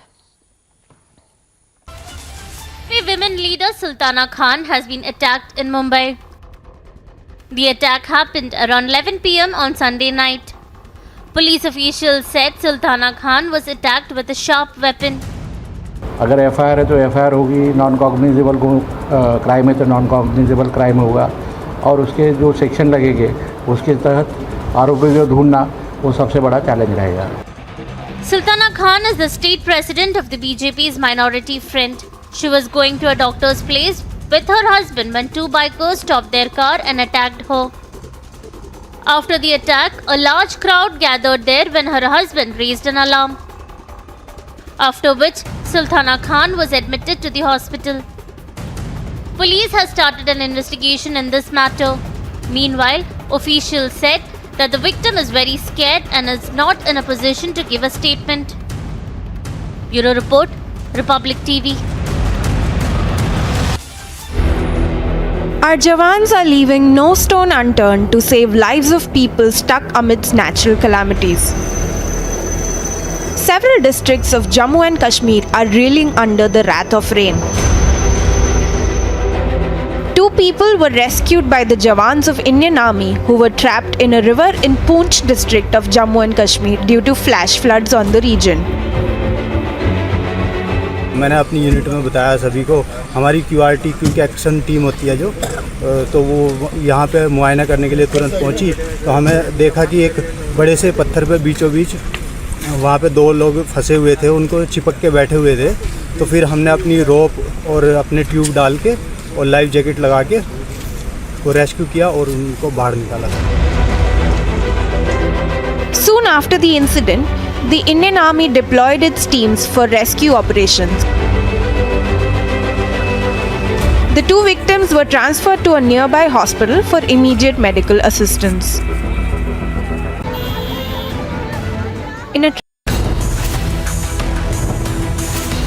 Desperate Yashwant Sena politicizes presidential election.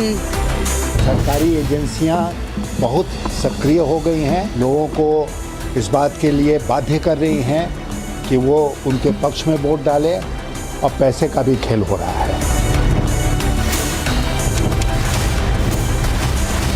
On the back foot, Yashwant politicizes race to Raisina Hill, debating tonight at 9 p.m. That's all that we could pack in this edition of This Is Exclusive, a story which has shaken the business world. On the other side, live and breaking with my colleague, Senior Executive Editor Abhishek Kapoor. Thank you so much, Shawan. Presidential polls, Yashwant Sena controversy, the NAC scam, all that and more in this 6:30 p.m. live and breaking. Here are the headlines.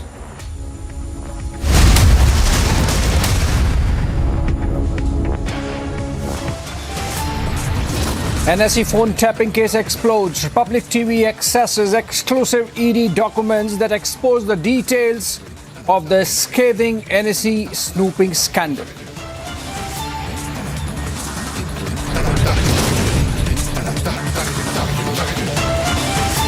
Former Mumbai Police Commissioners Parambir and Sanjay Pandey grilled together in the Anil Deshmukh case.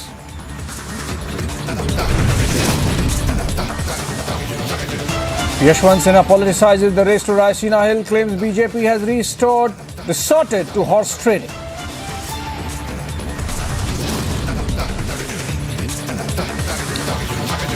And from Gujarat to Assam to Odisha, open cross-voting comes as last-minute surprise in the race to Raisina.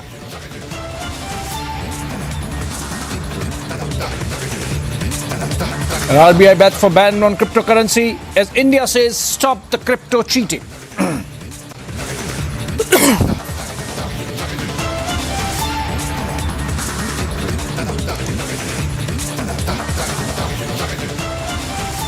All right, pictures coming in of opposition parties meeting to strategize for the rest of the parliament session, and we have seen how they have been able to get a candidate for the vice president's election in Margaret Alva, and now the opposition meeting at Sharad Pawar's residence to review how the presidential polls went today.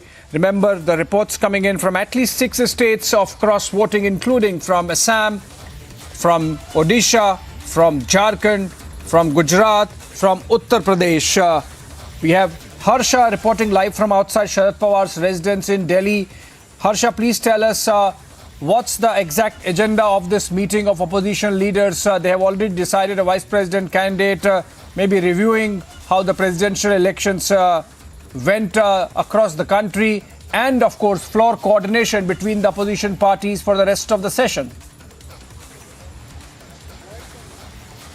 Exactly. One thing which we saw in the presidential election today, we saw that in the end time, Shiv Sena and JMM, how they extended their support to Draupadi Murmu. And this time, the opposition leaders, in the case of vice president election, doesn't want that any opposition should shift to the NDA candidate and extend their support to the NDA candidate. And therefore, we are seeing the opposition parties have gathered here at the residence of Sharad Pawar. I would like to show you the visuals inside Sharad Pawar residence. You will see that many people, many leaders, you can clearly see are here inside Sharad Pawar residence. Margaret Alva is already here, who is a opposition party vice president candidate. Along with that, from JDS, JMM, SP, Ramgopal Yadav, Kanni Mosi, D. Raja, Praful Patel, Jairam Ramesh, Mallikarjun Kharge. There are so many leaders who are present here to meet Margaret Alva. And Margaret Alva today will be meeting formally with all the opposition leaders at Sharad Pawar residence, and they will be deciding their strategies as well. That what will be the strategy, what will be the campaigning strategy this time. Because in case of Yashwant Sinha,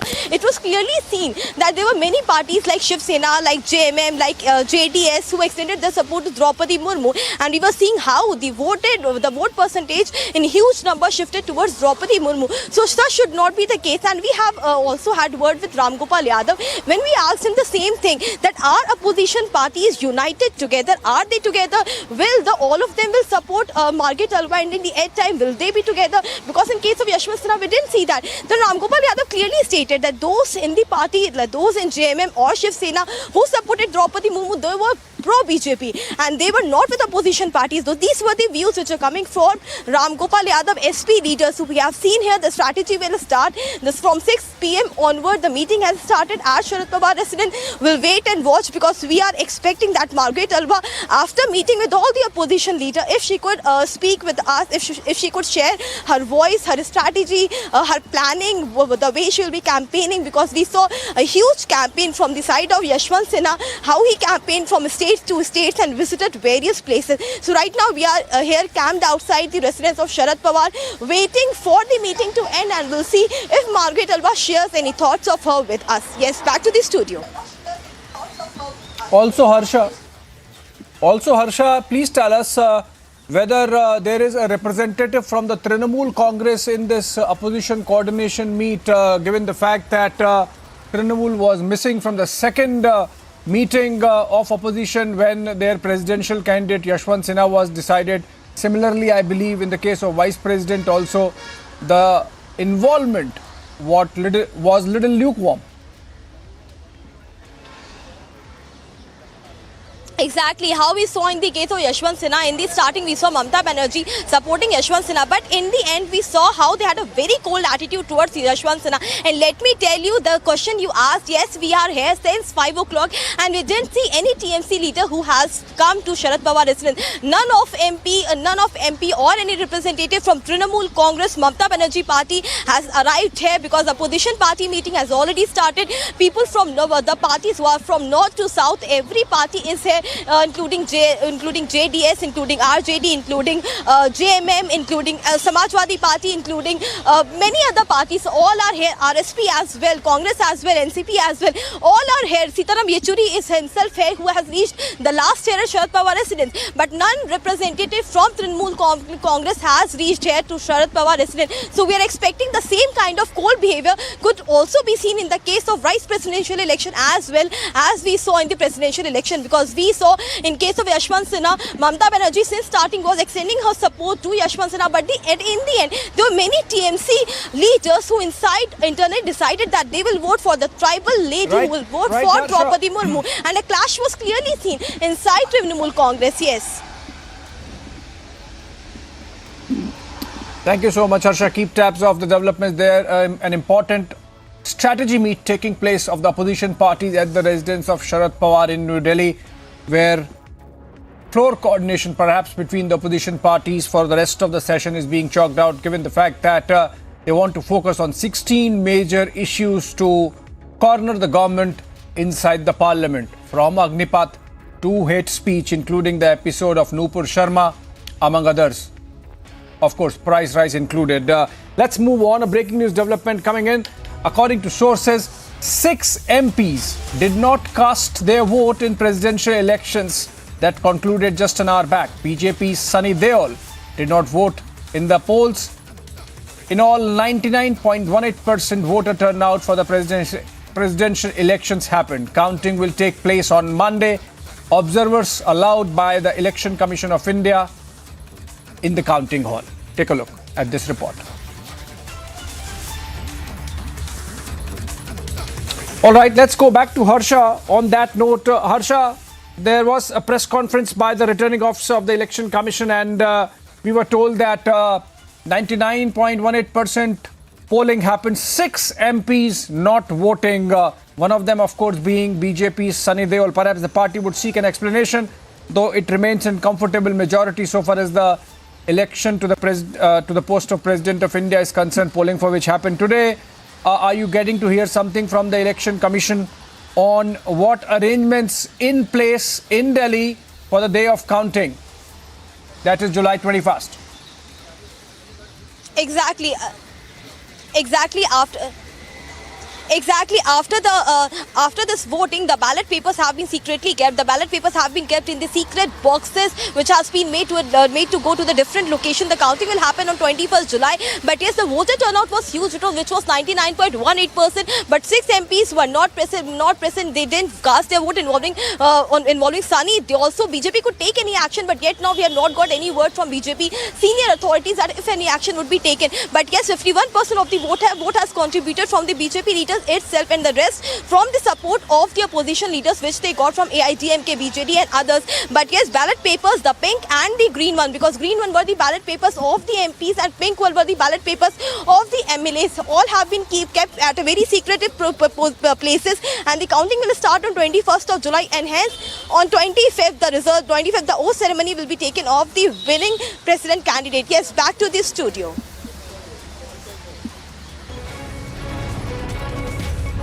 Another controversy has now erupted in Lucknow's Lulu Mall after a Samajwadi Party MLA's car was vandalized on Sunday evening.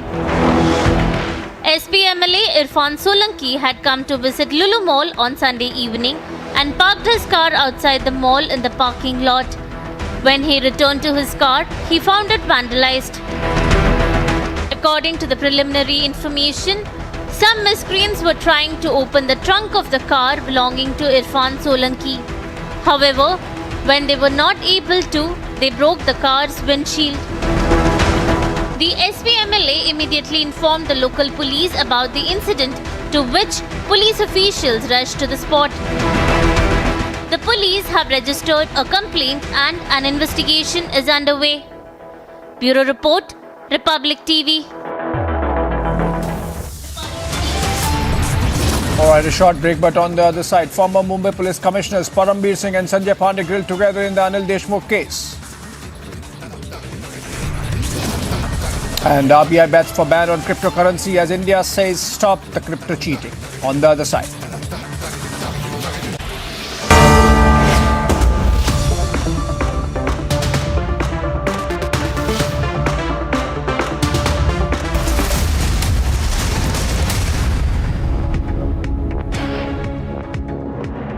In the global employability rankings by Times Higher Education UK, only the following 6 institutions from India are ranked amongst the top 230 in the world for having the most employable graduates.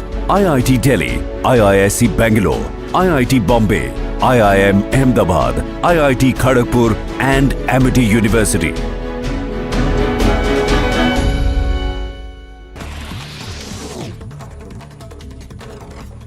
In a big development amid the ongoing debate over a cryptocurrency ban, the Finance Ministry, in a written response to a question in the Lok Sabha, said the RBI is of the view that cryptocurrencies must be prohibited in the country.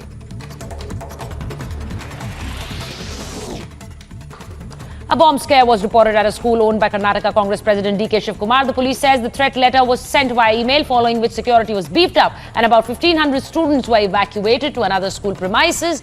However, no bomb has been recovered so far.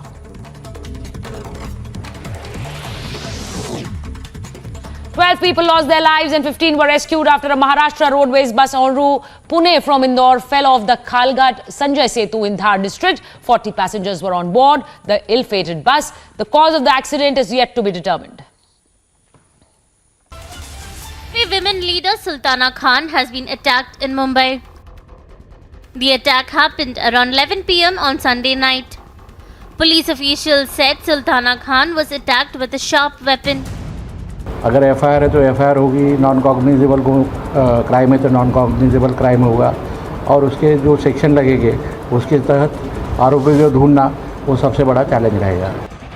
Sultana Khan is the state president of the BJP's minority front. She was going to a doctor's place with her husband when two bikers stopped their car and attacked her. After the attack, a large crowd gathered there when her husband raised an alarm. After which, Sultana Khan was admitted to the hospital. Police has started an investigation in this matter. Meanwhile, officials said that the victim is very scared and is not in a position to give a statement. Bureau Report, Republic TV. Our Jawans are leaving no stone unturned to save lives of people. The 17th day of July in the year 2022, 26 Ashad 1944 Saka, in the 73rd year of the Republic of India. Signed, Ramnath Kovind, President of India. With your permission, sir, may I request you to make and subscribe the oath in the presence of the Honorable, the Chief Justice Prakash Srivastava of the Honorable High Court.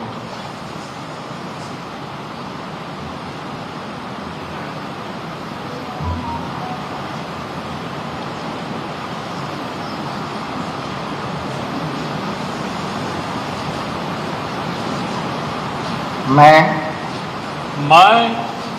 ल गणेशन ईश्वर की शपथ लेता हूँ कि मैं श्रद्धापूर्वक पश्चिम बंगाल के राज्यपाल के पद का कार्यपालन करूँगा तथा अपनी पूरी योग्यता में संविधान और विधि का परिरक्षण, संरक्षण और प्रतिरक्षण करूँगा और मैं पश्चिम बंगाल की जनता की सेवा और कल्याण में निरत रहूँगा.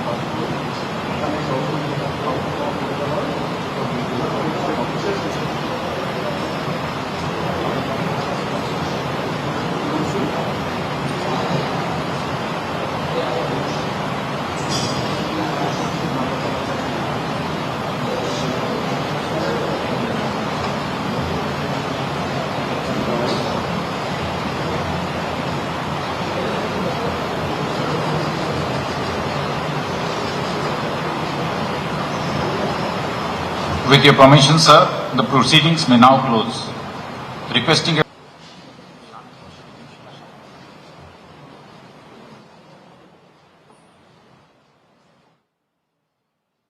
All right, that was the oath-taking ceremony of new West Bengal Governor La Galison, who has been given additional charge of the state. He happens to be the governor of Manipur and now would also officiate as the governor of the state of West Bengal following resignation of Jagdeep Dhankar, who is now the vice presidential candidate of the BJP and the NDA. Mamata Banerjee there in the pictures, Chief Minister of Bengal, is skipping the opposition meet to be part of this ceremony at the Rashtrapati Bhavan, where Governor La Galison has been given oath as acting governor of West Bengal till the time that a more permanent arrangement is found by the government. Moving on, a breaking news development coming in, and this time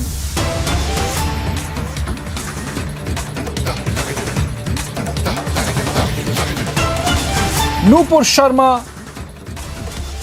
again approached the Supreme Court with her statements against the Prophet, seeking a stay on the arrest in the 9 FIRs lodged against her.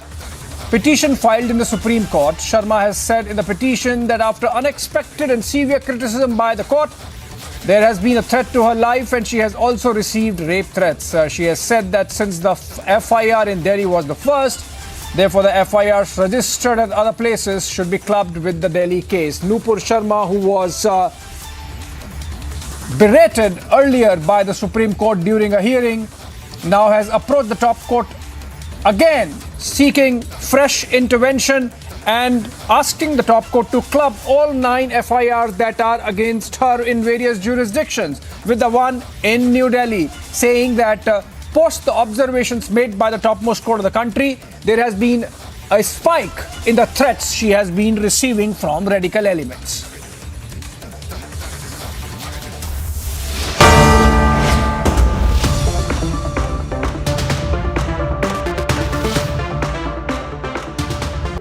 In the global employability rankings by Times Higher Education UK, only the following 6 institutions from India are ranked amongst the top 230 in the world for having the most employable graduates. IIT Delhi, IISc Bangalore, IIT Bombay, IIM Ahmedabad, IIT Kharagpur and Amity University.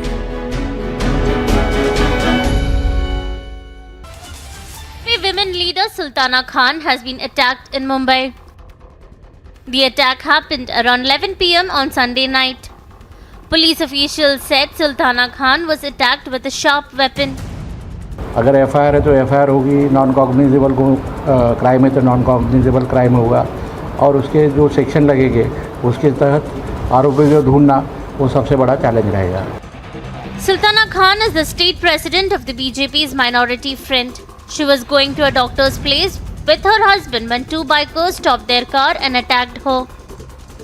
After the attack, a large crowd gathered there when her husband raised an alarm. After which, Sultana Khan was admitted to the hospital. Police has started an investigation in this matter.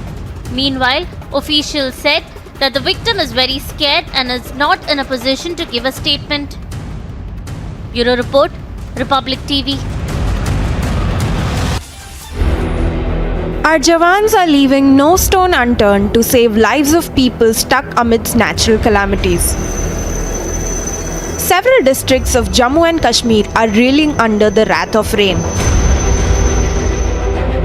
2 people were rescued by the Jawans of Indian Army who were trapped in a river in Poonch district of Jammu and Kashmir due to flash floods on the region.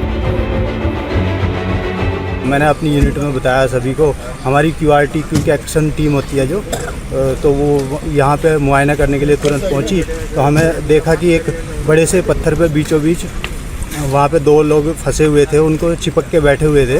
तो फिर हमने अपनी रोप और अपने tube डाल के और life jacket लगा के को रेस्क्यू किया और उनको बाहर निकाला. Soon after the incident, the Indian Army deployed its teams for rescue operations. The 2 victims were transferred to a nearby hospital for immediate medical assistance. In a tragic incident coming into light from Siwan district of Bihar, an accused was beaten to death in police custody. The accused, Balmiki Yadav, was taken into custody on 12th of July for consuming alcohol. Remember, consumption and possession of liquor is banned in the state of Bihar. Yadav's family now alleges custodial death after his health deteriorated last night post-police treatment. He was rushed to the nearby hospital where Balmiki succumbed to the injuries. जैसे सनक में थोड़ा सा मतलब birthday था तो थोड़ा सा दारू पी उसमें घर में बैठे थे, मतलब अब जो भी बंदा बताया वो जो चाहे जो भी CID लगा हुआ है इनको पकड़वा दिया. हुआ क्या है, पुलिस मार को इनको मुआ दिया है. हुआ क्या है? As anger raged over the death of Balmiki Yadav, his family is now alleging the police for killing Yadav in custody. Bureau Report, Republic TV. Coming to school, and immediately all the students in the school premises, close to 1,500 students who were studying in that school, have been shifted to the safest premises. And what we also get to learn is the Deputy Commissioner of Police West, at the spot, has checked all the places and they haven't found anything so far in the premises. But still, there are bomb squad and other police persons who are still searching if they are able to find anything in the premises. As of now, they have received a mail but nothing has been found at the spot.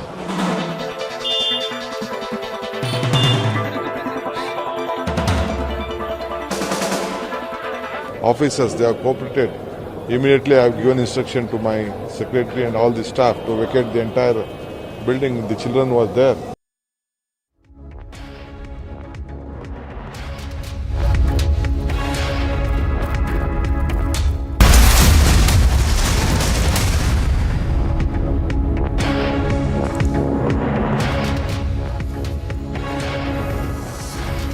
All right, breaking news development coming in this time from Goa becomes 7th state from where cross-voting has been reported in the presidential polls that concluded just about an hour back. We are told that Carlos Ferreira of the Congress, MLA Carlos Ferreira, has informed his voters that he voted as per his conscience. It's likely that 4 other MLAs of the Congress party cross-voted. That's a very important development coming in. Carlos Ferreira is one of those MLAs who were shepherded by the Congress party to Chennai ahead of elections and brought back today morning only. The 4 others could also be from the Congress party, given the fact that in Goa, it's just BJP and Congress, and I think 1 or 2 of Trinamool. On that note, we will take a short break. And on the other side, the biggest story tonight. सरकारी एजेंसियां बहुत सक्रिय हो गई हैं, लोगों को इस बात के लिए बाध्य कर रही हैं कि वो उनके पक्ष में वोट डालें और पैसे का भी खेल हो रहा है. Yashwant escalate politics on poll day. Watch the biggest story tonight at 7 p.m.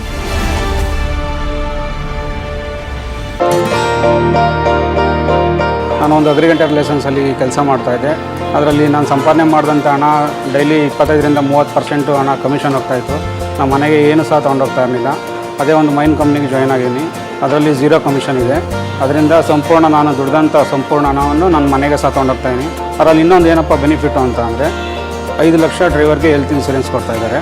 ಇದರಲ್ಲಿ ತಿಂಗಳಿಗೆ 2,999 ರೂಪಾಯಿ ರೀಚಾರ್ಜ್ ಇದೆ. ಇಲ್ಲ ಒನ್ ಡೇಗೆ 149 ರೂಪೀಸ್ ರೀಚಾರ್ಜ್ ಇದೆ. ನಾನು ಎಷ್ಟು ದುಡಿತೀನೋ ಅಷ್ಟು ಸಂಪೂರ್ಣ ಹಣ ನನ್ನ ಮನೆಗೆ ತೊಗೊಂಡೋಗ್ತೀನಿ. ಇದರಿಂದ ನನ್ನ ಫ್ಯಾಮಿಲಿ ಸಹ ನನ್ನ ಕುಟುಂಬ ಸಹ ತುಂಬ ಖುಷಿಯಾಗಿದೆ.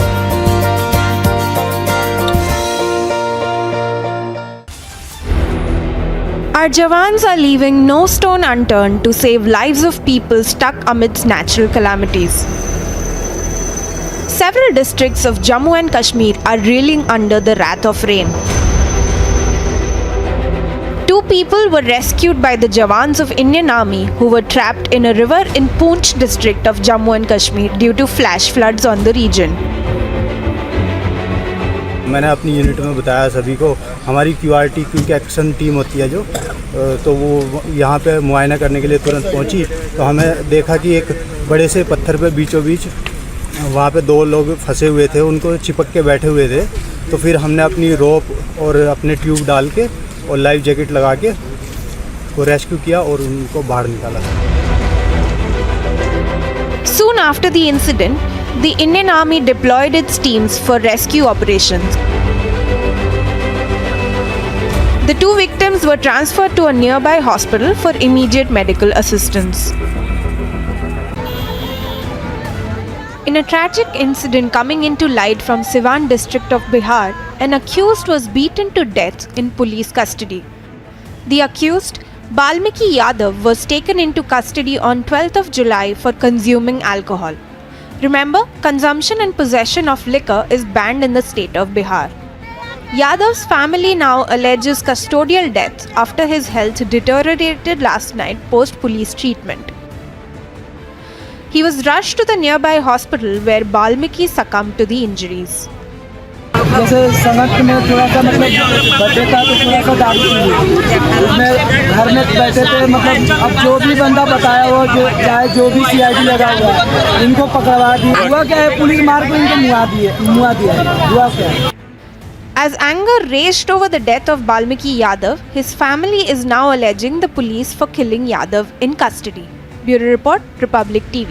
Coming to school, and immediately all the students in the school premises, close to 1,500 students who were studying in that school, have been shifted to the safest premises. And what we also get to learn is the Deputy Commissioner of Police West, what at the spot, has checked all the places and they haven't found anything so far in the premises. But still, there are bomb squad and other police personnel who are still searching if they are able to find anything in the premises. As of now, they have received a mail but nothing has been found at the spot.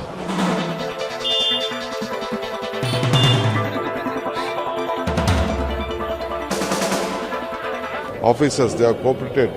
Immediately I have given instruction to my secretary and all the staff to vacate the entire building. The children was there, almost 1,500 odd. We have shifted all the children.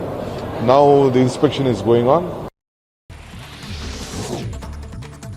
Minutes after Dhankar filed his nomination, the Congress rushed to politicize the fight for the Vice President's office. Congress MP Jairam Ramesh tweeted a picture targeting Dhankar with the caption, "Candidate kaun hai?" which translates... All right, this is all we had in 6:30 p.m. live and breaking. For biggest story of the day, it's biggest story tonight with Niranjan from Mumbai studios. Thank you for that, Abhishek. I don't think there are any surprises about who's going to be the next president of India, but there are surprises certainly for the opposition, which has sort of shown its disunity this evening. That's our biggest story tonight. Request you to stay with us, Abhishek. Here are the headlines at 7 p.m. this evening.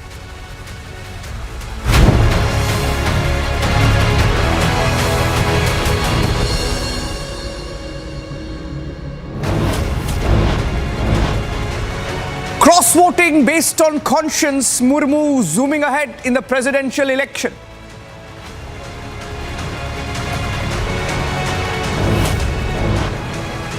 Murmu said to be India's next president. Yashwant Sena getting really desperate in the last few hours.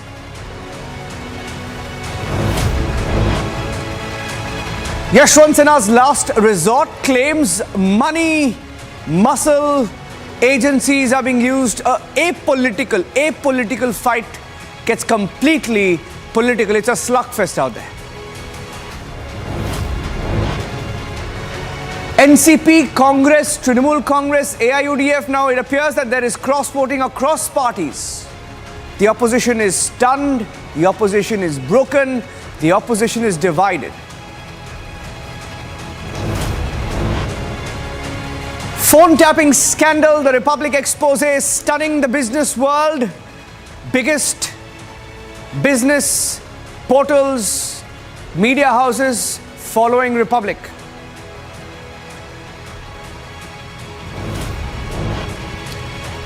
More on the phone tapping scandal. ED and CBI go after Sanjay Pandey in the NSE linked phone tapping. The former Mumbai police commissioner is in big trouble.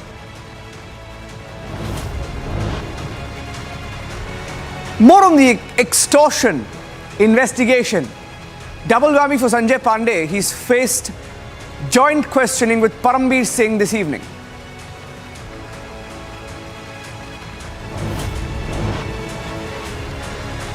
Crypto ban after the global crypto crash. RBI says no, they want a complete ban on cryptocurrencies.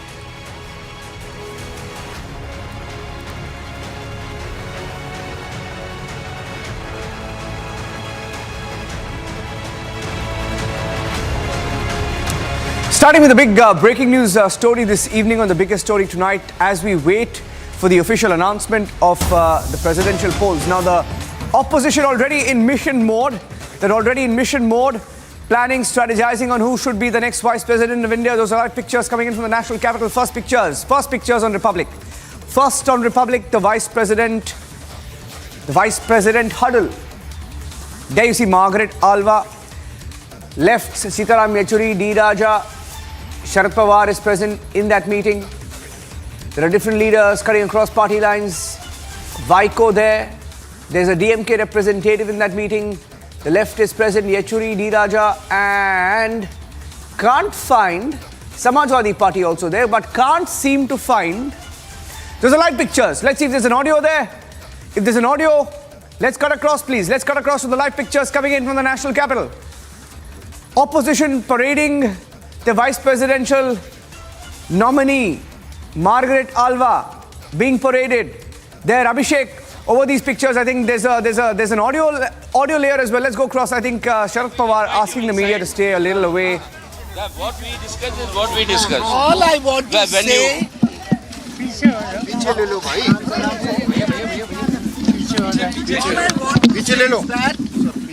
I was invited to meet all the leaders who have supported me to fight for the election of the vice president. So we have met. I thank all of them for the trust they have reposed in me. I know it's a difficult battle, but in politics, winning and losing is not the issue. The issue is fighting the battle. But it's not for her to answer. Don't worry, You ask that's us. not for me to answer. You ask us. I had a discussion and I am confident ultimately CMC will announce their decision either tomorrow or day after. To support her. To support her. Anyone on cross-voting today? Thank you. Thank you. Okay. Thank you. Jagdeep Dhankhar से आपका मुकाबला है, उनको लेकर के आप मुकाबले को कैसे देखती हैं? कौन सा मुकाबला? आपके सामने एनडीए के जो उम्मीदवार हैं जगदीप धनखड़, उनके साथ अपने मुकाबले को आप कैसे? अरे नॉमिनेशन भरने के बाद सब रिप्लाई देंगे। क्या नॉमिनेशन चलिए, भरेंगे? उनकी जो कैंपेन है, उसका तो मैं मुकाबला करूँ। मैं तो किसी से डरने वाली नहीं। Thank you so much, ma'am. Okay. First word from Margaret Alva. We're getting in some more breaking news right now. Let's go across straight to that. Getting in some breaking news on Republic TV right now on the biggest story tonight. And this is the big exclusive. The CBI has arrested, I repeat, the CBI has arrested 8 people in connection with the NEET examination rigging. This is once again Republic breaking a big story on an examination that will have national impact. Thousands and thousands and lakhs of students are impacted directly, and we are hearing there has been rigging in the NEET examination. There has been rigging in the NEET examination. 8 have been arrested, 8 people arrested in connection with the NEET examination rigging. The exams took place yesterday. This is a big exclusive on Republic. Big exclusive. Shawan is joining me. Shawan, this could have a national ramification. I'll go across to Shawan, but this is a big breaking news update that I'm getting in right now. In the NEET rigging scandal, there is a big update. 8 of them have been arrested in this case, and the NEET examinations took place in the last few days, and there have been controversies in different parts of the country, in fact. Different parts of the country. And just to tell our viewers how many people, how many students are really impacted. 95% attendance was recorded with a record 18.7 lakh applicants. 18.7 lakh applicants, and it's received the highest number of applications ever. According to the National Testing Agency, it's breached the 18 lakh mark. A total of 18,72,329 candidates had registered for the largest entrance examination in the country, of which 10.64 lakh were female, according to NTO officials. I'm going across to Shawan, joining me on the breaking story. Shawan, big scandal breaking out, big scandal. Examinations were rigged is what the CBI believes. Can you tell us more? Shawan, this is very bad news for those students who really worked hard, Shawan.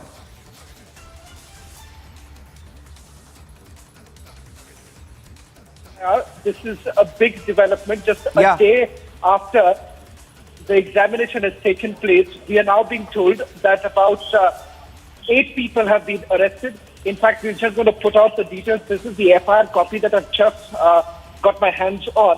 And they're putting out full details of how this is coming. In fact, Nirajan, I'm just going to mic up. If you can just hold on for a minute. Yes, I'm here. Get your mic up for a minute. I'll just mic up. Can hear you now.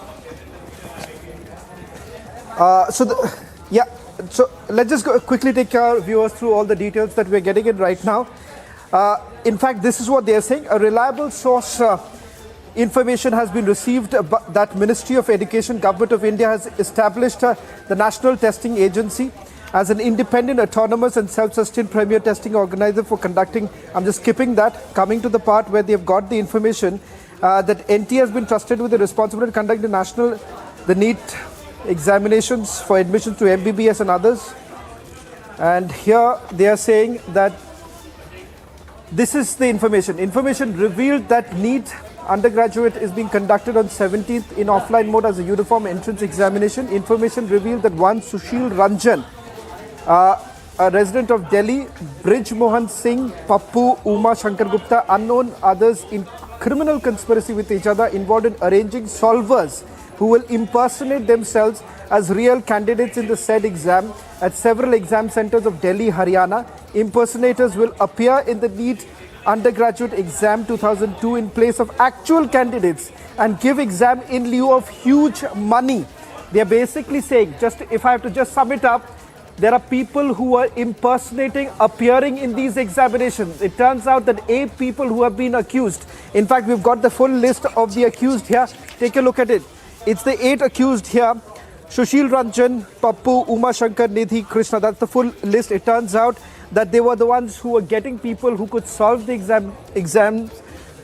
They were doing it in return of money. We're not very sure how much money are we really talking about. Perhaps in a short while from now, we'll get those details also. I'll just take you through the modus operandi also, Niranjan. They're saying that information further revealed that the user IDs and passwords of the candidates appearing for the examination have been collected by the above mentioned suspect persons and their associates, and necessary modifications have been made for getting desired examination centers as planned by them. They also use the process of mixing, morphing photographs to facilitate use of proxy candidates for appearing in the examination. Copies of the identity cards of the candidates are being collected for the purpose of making forged ID cards. Now, this is the full details coming in. All solvers and middlemen along with their associates had come to Delhi on the 16th and were staying at some hotels in Delhi. So this is a massive racket. And what's even more shocking is that the examination just took place yesterday. The details now emerging, perhaps, Niranjan, the Central Bureau of Investigation could have laid a trap at this point in time. Only after that, they have made these arrests. This is a massive racket which has been now solved by the Central Bureau of Investigation. Whether there would be more number of people who could be arrested, that we do not know.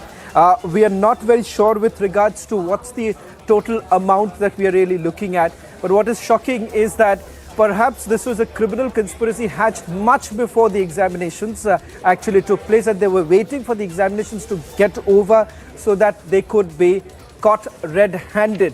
And it turns out that the information that the ministry actually had and was shared by the Central Bureau of Investigation turns out to be true, that a large-scale racket was basically underway.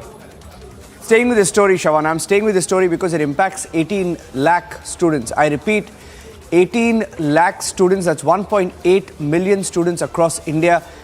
And Shawan has full details of that. In fact, it impacts so many lives. And on the show this evening, in fact, Shawan, on the show, when we started the show, we wanted to get you details of how students who appeared for NEET faced issues in Kerala, Jammu and Maharashtra. But you know, today, if something is going to devastate them, this is it. Can you please tell us what happened in Delhi and Haryana? Tell our viewers more about this, Shawan. I think viewers just want to know where this was rigged, how this was rigged. That is it. Where was this rigged? How was this rigged? Okay, so the details that we're getting right now, because it's preliminary, if I may say so, because I believe, Niranjan, we are the first network to get this information once again. Less than 24 hours into the examination, it turns out that the Central Bureau of Investigation has now arrested 8 people. So let me first begin by breaking down what are the sections under which these people have been arrested. Sections of 120B, that's criminal conspiracy, read with 419, 420, 467, 466 and 471 of the IPC. 8 people have been named in this particular FIR. list. This is the list of the accused persons. Sushil Ranjan, Brij Mohan Singh, Pappu, Uma Shankar Gupta, Nidhi, Krishna Shankar Yogi, Sunny Ranjan, Raghunandan, Jeepupal, Himendra, Bharat Singh, and unknown others. This is the entire list of the accused, of which 8 people have been arrested. With regards to the information that we have at this point in time as to when exactly it all started, they say that they had got this information. It's a source-based information, in fact. They're saying a source-based information that was received from the Ministry of Education, which had established a national testing agency.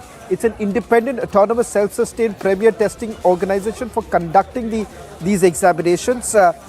In fact, they are saying that this was a day before the examination. The examination is in offline mode. It's a uniform entrance examination from 2 o'clock to about 5:20 in the evening is what they say.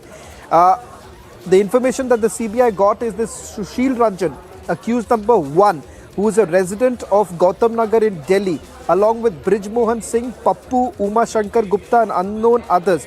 They are the ones who entered into a criminal conspiracy with each other. They are the ones who involved in arranging solvers, who essentially impersonated themselves as real candidates in the said exam at several centers of Delhi and Haryana.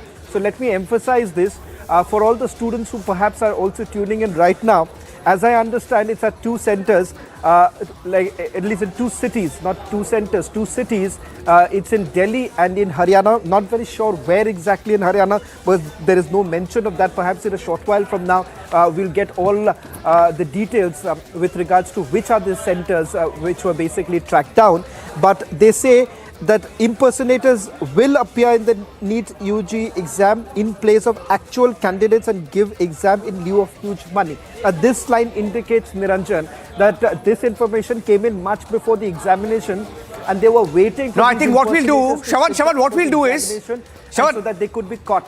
No, okay, I'll tell you what we'll do is, because there are 1.8 million people, right, who have written the examinations, and they will want to know what is going on. So what we will now do is we will open all our lines. All lines are open on Republic TV. On the bottom of your screens, you'll find the grid. That's the bottom of your screen. We'll take your calls on Republic. You can ask Shawan your question, and Shawan will be able to tell you, because it's 1.8 million students, Shawan.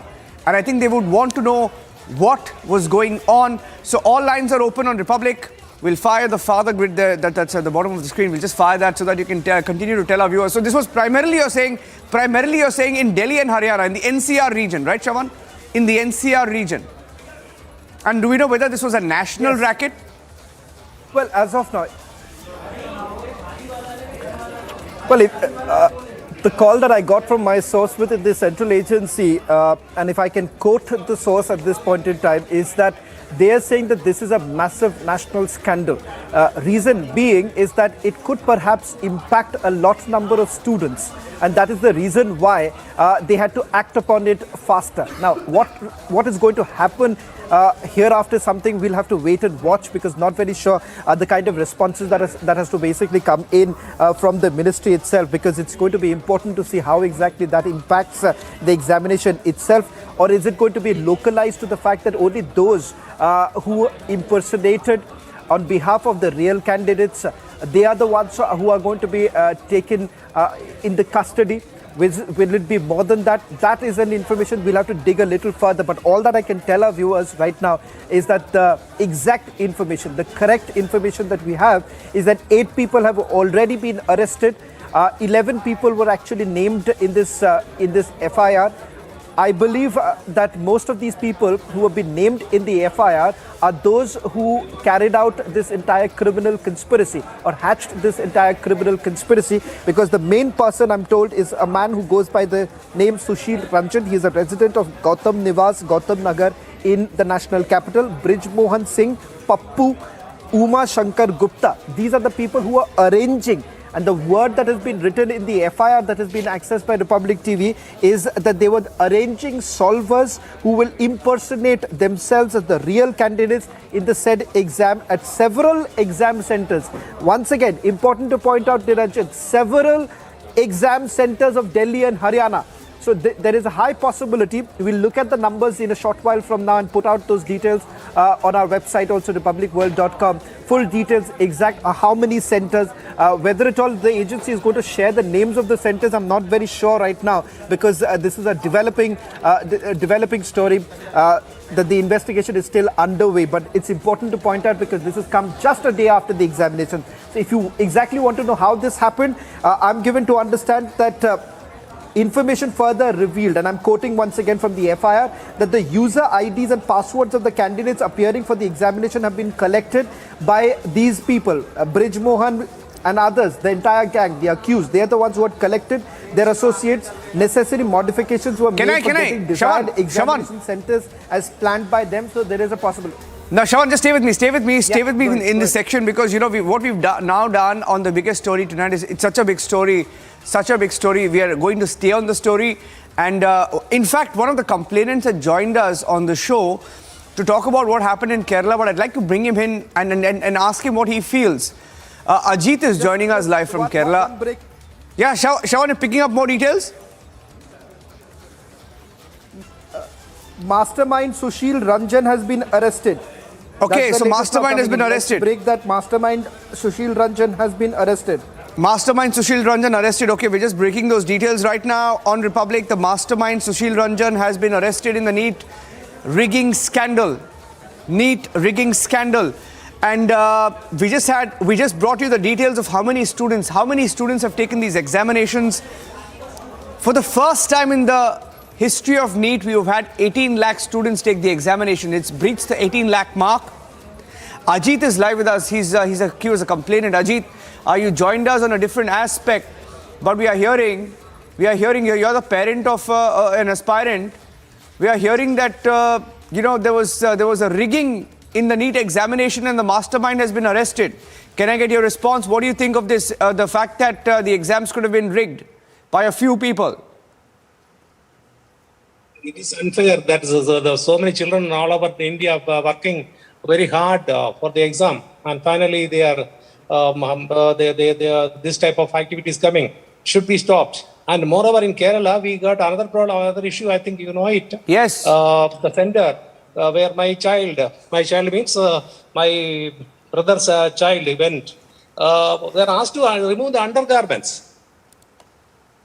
Yes, I know about that, and that's why actually we called you live to get your view on that. But this is turning out to be a much bigger story, because it's such a big story. If the exams were rigged, 18 lakh students let down. Ajit, can I get your views on that? Because I'm sure every student has really studied, given it their everything. No, but their last 3-4 years, they are working hard for this one day. And those who are doing this type of thing, rigging, they don't understand. They want money. So it is the future of so many children. So it is, children and parents, we are all worried. So what is how can we ask our children to work for this? Absolutely. Ajit, stay with me, because my colleague Shawan, who's just broken the story live from Delhi, is picking up more details. Shawan, can you tell us more? You're picking up details about fresh arrests being made. The mastermind, Sushil Ranjan, do we know who he is, how he was operating? And I think we're getting in some callers as well. Let's see if we have... Sorry. Raghavendra Murthy is our first caller. Raghavendra Murthy is dialing us in. Raghavendra Murthy, do you have a question? My colleague Shawan has the details of the NEET rigging scandal. Do you have a question for him? Yeah, certainly I have a question, because it's such a big unit. Government is conducting the exams, and how can this loopholes... Very bad line. I have a very poor audio line with you there, Raghavendra. Can you hear me now? Let's see if we can... It's better. Can you hear me now? Okay, Raghavendra Murthy calling us in from Bengaluru there, but just lost the line with Raghavendra. Let me go back to you, Shawan. Tell us more about the mastermind. As far as the mastermind is concerned, he goes by the name of Sushil Ranjan. Sushil Ranjan In fact, I've got the address also. Perhaps we'll also send out our reporters, because turns out that this man, the mastermind who's basically responsible for this massive rigging racket that is taken place, busted once again. And this is not the first time. Let me just add this, Niranjan, not the first time that the Central Bureau of Investigation has actually they've cracked this particular case. Shawan. A similar sort of a case was cracked by them even last year. So it turns out that this has become this. Yeah, go ahead. No, I just want to tell you that we have another complainant, Balvinder, I think. Balvinder joining us in from Jammu, one of the complainants. Balvinder, can you hear me? Good evening. Balvinder. Good evening, sir. Yeah, just getting in breaking news now that the CBI has made arrests in the NEET story. That NEET was rigged. NEET was rigged. 1.8 million students wrote the exam, but we are hearing that NEET was rigged by a few people. Can I get your response to that, Balvinder? Sir, जहां तक rigging की बात कर रही है वो national level पे आप बात कर रहे हैं, लेकिन जो मेरी जम्मू की प्रॉब्लम है वो ये थी कि सिख बच्चों को कड़ा, किरपान और कंगा रखने से वहां मना किया गया। लास्ट ईयर भी ऐसी बातें हुई थी, लेकिन इस बार हमें अप्रीहेंशन थी कि जम्मू में इस बार भी नीट के एग्जामिनेशन होने जा रहे हैं, इसलिए हमने एक दिन एग्जामिनेशन से पहले जम्मू के एडीजीपी सिक्योरिटी को कांटेक्ट करने की कोशिश की गई, उनसे पीए से बात करने की कोशिश की गई कि क्योंकि दिल्ली हाई कोर्ट ने जो 11/7/22 को एक जजमेंट आई है, क्योंकि 17/7/21 को भी एक मनहरलीन कौर है, उनको पीजीटी इकोनॉमिक्स के एग्जाम में रोका गया था क्योंकि शी वाज वेयरिंग मेटालिक कड़ा। तो उसने कोर्ट में किया, कोर्ट ने 11/7/22 को जजमेंट दिया कि आप किसी को सिख जो wearing 5 kakars are the basic tenets of Sikh faith, तो आप इन बच्चों को रोक नहीं सकते। लेकिन जम्मू में ऐसा किया गया कि बच्चों का 3 सेंटर्स पे हमें ये कंप्लेंट आई कि एक आरएनएम पब्लिक स्कूल है, वहां पर बच्ची को जिसने कड़ा पहना था उसको रोका गया, उसका कड़ा उतारा गया। आर्मी पब्लिक स्कूल मुट्ठी में वहां भी रोका गया, उसकी कृपान उतारी गई, उसका कड़ा उतारा गया। ऐसे ही हेरिटेज स्कूल में भी किया गया, बच्चे को कड़ा पहन के अलाउ नहीं किया गया, जबकि यह गाइडलाइंस नीट की वेबसाइट पे क्लियरली डाल दी गई थी कि दिल्ली हाई कोर्ट की जजमेंट के मुताबिक सिख बच्चों को 5 ककार रखने की इजाजत दी गई है, वो कड़ा, कंगा और कुर्बान लेके जा सकते हैं। उसके बावजूद उनको रोका गया। मैं ये समझता हूँ बार बार हमारे साथ ऐसा किया जाता है, ये बड़े दुख की बात है। हर किसी को पता है कि जो 5 ककार हैं, these are the basic tenets of Sikh faith, और ये हिंदुस्तान में नहीं विदेशों में भी, हमें यूके में हमारी आर्मी में सिख बच्चे हैं, इटली में हमारे आर्मी में सिख बच्चे हैं, उनको भी वहां पर अलाउ किया गया। लेकिन यहाँ पर इन कॉम्पिटिटिव एग्जाम जब भी आते हैं, बच्चों को मेयरली फ्रिस्किंग के नाम पे, सिक्योरिटी के नाम पे बार-बार बच्चों हाँ जी, बलविंदर जी, stay with me. I know you have a very valid concern, and I have another caller dialing into our newsroom right now, Abhishek Bhattacharya. Abhishek, can you hear me? Yes, sir, I'm hearing you. Yes, go ahead. So what's your question, Abhishek? If my colleague Shawan can take that question. Yes, do you have any question on the NEET rigging? Yes, sir, I was a candidate in 2020, and I know that NEET is an emotion, and where this is really unexpected. I think that it needs a proper investigation, and then I think all the perpetrators should be arrested as soon as possible, because NEET is an emotion for many students, sir. That's my point. Absolutely. And what is the, and you of course have taken the examination and you will be able to tell us. So, when you hear something like this, do you feel betrayed? Do you feel let down? I have prepared it for 6 years, and then I was gone to the examination. But in the sense that NEET is an emotion, because what I am saying, that we are preparing from the starting of when we are class 11. Yeah. And then all the subjects we are studying precisely. Completely understand what must be going on in the minds of students as well. Abhishek, thank you for joining us. Taking a short break, Ajit and Balvinder ji also thank you. Shawan, thank you for breaking that story once again. First with the news breaks when it matters the most nationally. Thanks for watching us on the biggest story tonight.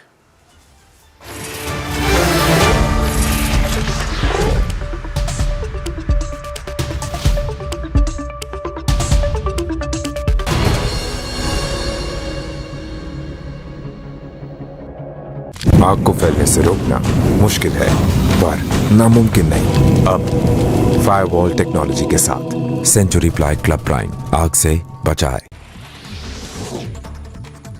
Minutes after Dhankar filed his nomination, the Congress rushed to politicize the fight for the Vice President's office. Congress MP Jairam Ramesh tweeted a picture targeting Dhankar with the caption, "Candidate kaun hai?"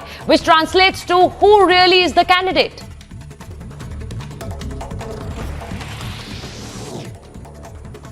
In another big setback for the former Mumbai Police Commissioner Sanjay Pandey, 2 more cases have been registered against him, one by the CBI and the other by the Enforcement Directorate. Former NEC CEOs Chitra Ramakrishna and Ravi Narayan were also named in the case. Top business journalist Sucheta Dalal was interrogated by the CBI in the NEC illegal phone tapping case. Sources tell Republic TV that former NEC chiefs Chitra Ramakrishna and Ravi Narayan claimed that Dalal introduced ex-Mumbai top cop Sanjay Pandey's family firm ISEC Securities Private Limited to them, the firm which is under the lens in investigation. In a big development amid the ongoing debate over a cryptocurrency ban, the Finance Ministry, in a written response to a question in the Lok Sabha, said the RBI is of the view that cryptocurrencies must be prohibited in the country.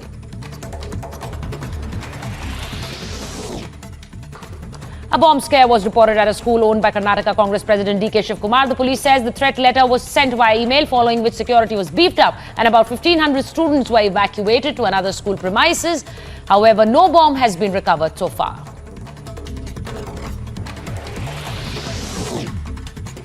Twelve people lost their lives and 15 were rescued after a Maharashtra Roadways bus en route Pune from Indore fell off the Khalghat Sanjay Setu in Dhar district. 40 passengers were on board the ill-fated bus. The cause of the accident is yet to be determined. Women leader Sultana Khan has been attacked in Mumbai. The attack happened around 11 p.m. on Sunday night. Police officials said Sultana Khan was attacked with a sharp weapon. अगर FIR है तो FIR होगी, non cognizable crime है तो non cognizable crime होगा और उसके जो सेक्शन लगेंगे उसके तहत आरोपी को ढूंढना वो सबसे बड़ा चैलेंज रहेगा. Sultana Khan is the state president of the BJP's minority front. She was going to a doctor's place with her husband when 2 bikers stopped their car and attacked her. After the attack, a large crowd gathered there when her husband raised an alarm. After which, Sultana Khan was admitted to the hospital. Police has started an investigation in this matter. Meanwhile, officials said that the victim is very scared and is not in a position to give a statement. Bureau Report, Republic TV. Our Jawans are leaving no stone unturned to save lives of people stuck amidst natural calamities. Several districts of Jammu and Kashmir are reeling under the wrath of rain. 2 people were rescued by the Jawans of Indian Army who were trapped in a river in Poonch district of Jammu and Kashmir due to flash floods on the region. मैंने अपनी unit में बताया सभी को, हमारी QRT quick action team होती है जो, तो वो यहाँ पे मुआयना करने के लिए तुरंत पहुँची, तो हमें देखा कि एक बड़े से पत्थर पे बीचों बीच वहाँ पे 2 लोग फंसे हुए थे, उनको चिपक के बैठे हुए थे. तो फिर हमने अपनी रोप और अपने ट्यूब डाल के और लाइफ जैकेट लगा के वो रेस्क्यू किया और उनको बाहर निकाला. Soon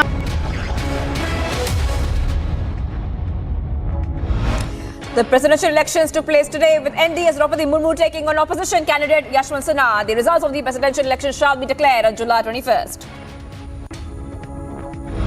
UP's candidate Yashwant Sinha has raised horse trading allegations and claimed that the government agencies were actively involved in the process. He claimed that the BJP is resorting to horse trading in the 11th hour. खुशी है कि आज के दिन आप लोग यहाँ पर आए मेरे उम्मीदवारी के बारे में बात करने के लिए. ये चुनाव मैंने बार बार जोर दे के कहा है कि बहुत महत्वपूर्ण है, क्योंकि आने वाले दिनों में ये दिशा तय करेगा कि भारत में प्रजातंत्र बचेगा या धीरे धीरे करके समाप्त हो जाएगा. In a major embarrassment for the opposition, several Congress and Mamata Banerjee-led TMC MLAs voted in favour of the National Democratic Alliance presidential candidate Draupadi Murmu.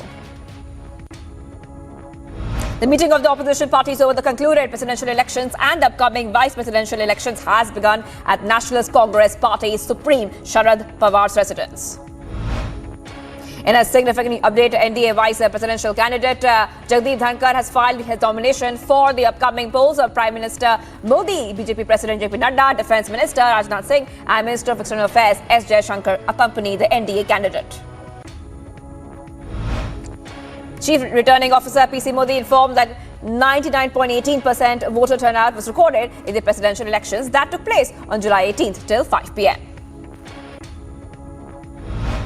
A complaint was filed by the parent of a candidate appearing for the National Eligibility and Entrance Test at Marthoma Institute of Information and Technology on the complaint accessed by Republic. The parent has alleged that his ward, a female, was asked to remove her innerwear.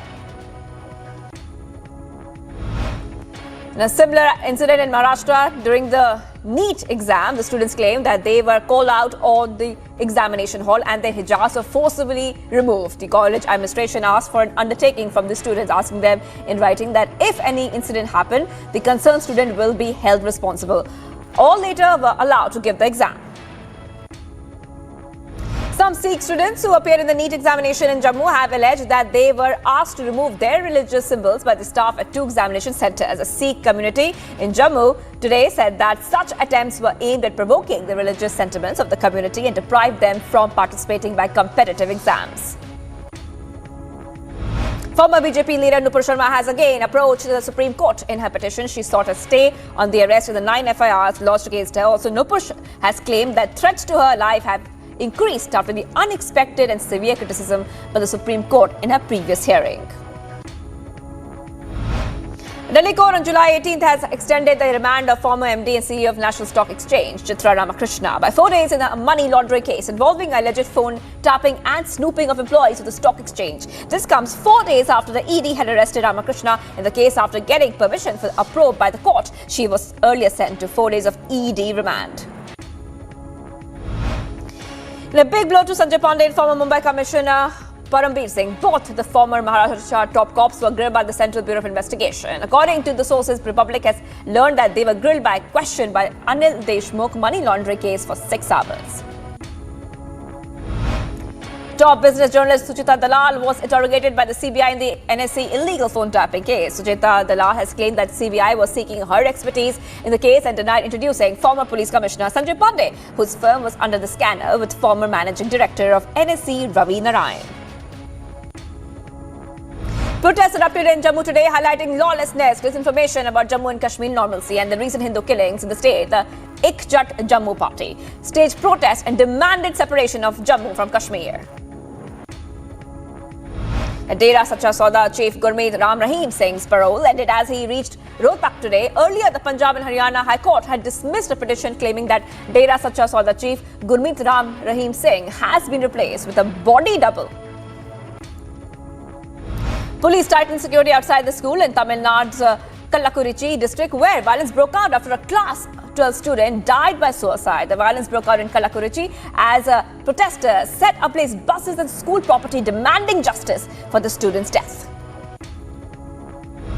The Madras High Court took strong objections to the violent incidents in Tamil Nadu's Kallakurichi district and directed the state police chief to constitute a SIT to identify the rioters and take stern action against them. The Justice N. Satish Kumar said that appropriate criminal action should be taken against them following the special investigation team probe. The Punjab police has registered an FIR against Kudratdeep Singh alias Lavi and his aide Bhupinder Singh alias Honey, who is a nephew of former Punjab Chief Minister Charanjit Singh Channi, for carrying out illegal mining in the area of Malikpur mining site in the year 2017. Notice has been sent to Bhupinder Honey to join investigation tomorrow. As voting for the presidential polls began in Uttar Pradesh, Samajwadi Party National President Akhilesh Yadav took a pot shot at BJP for not fulfilling promises. He said the BJP has failed in meeting people's expectations. With an aim to expedite work on all ongoing projects in the state, along with initiating and completing other ones for giving a major boost to the infrastructural development, Punjab CM Bhagwant Mann has chaired a review meeting for the department at his official residence, where he took stock and reviewed the infra projects. 12 people lost their lives and 15 were rescued after Maharashtra Roadways bus en route Pune from Indore fell off the Kalghat Sanjay Setu in Bihar district. 40 passengers were on board the ill-fated bus. The cause of the accident is yet to be determined. After the tragic incident in Madhya Pradesh's Bihar district, where a bus heading to Maharashtra's Jalgaon fell into the Narmada River, resulting in the death toll of at least 13 people. Now, CM Eknath Shinde has instructed Maharashtra State Road Transport Corporation to provide ex gratia of 10 lakh rupees each to the bereaved families of the deceased. PM Modi expressed condolences after Maharashtra Roadways bus travelling from Indore to Pune fell off the Kalghat Sanjay Setu in Bihar district of Madhya Pradesh. The Prime Minister office tweeted that the rescue work and local bodies were coordinating and providing all assistance to those affected. The massive jolt to ex-Maharashtra CM Uddhav Thackeray, Ramdas Kadam has tendered his resignation as a Shiv Sena leader, levelling serious allegations against Uddhav Thackeray in his resignation letter. Kadam alleged that the post of the Shiv Sena head held no value since the ex-CM had failed to take his own leaders into confidence. The Enforcement Directorate questioned Delhi Minister Satyendra Jain's wife, Poonam Jain, in connection with an alleged money laundering case. Poonam Jain deposed before the investigators after 11 a.m. at the ED's headquarters.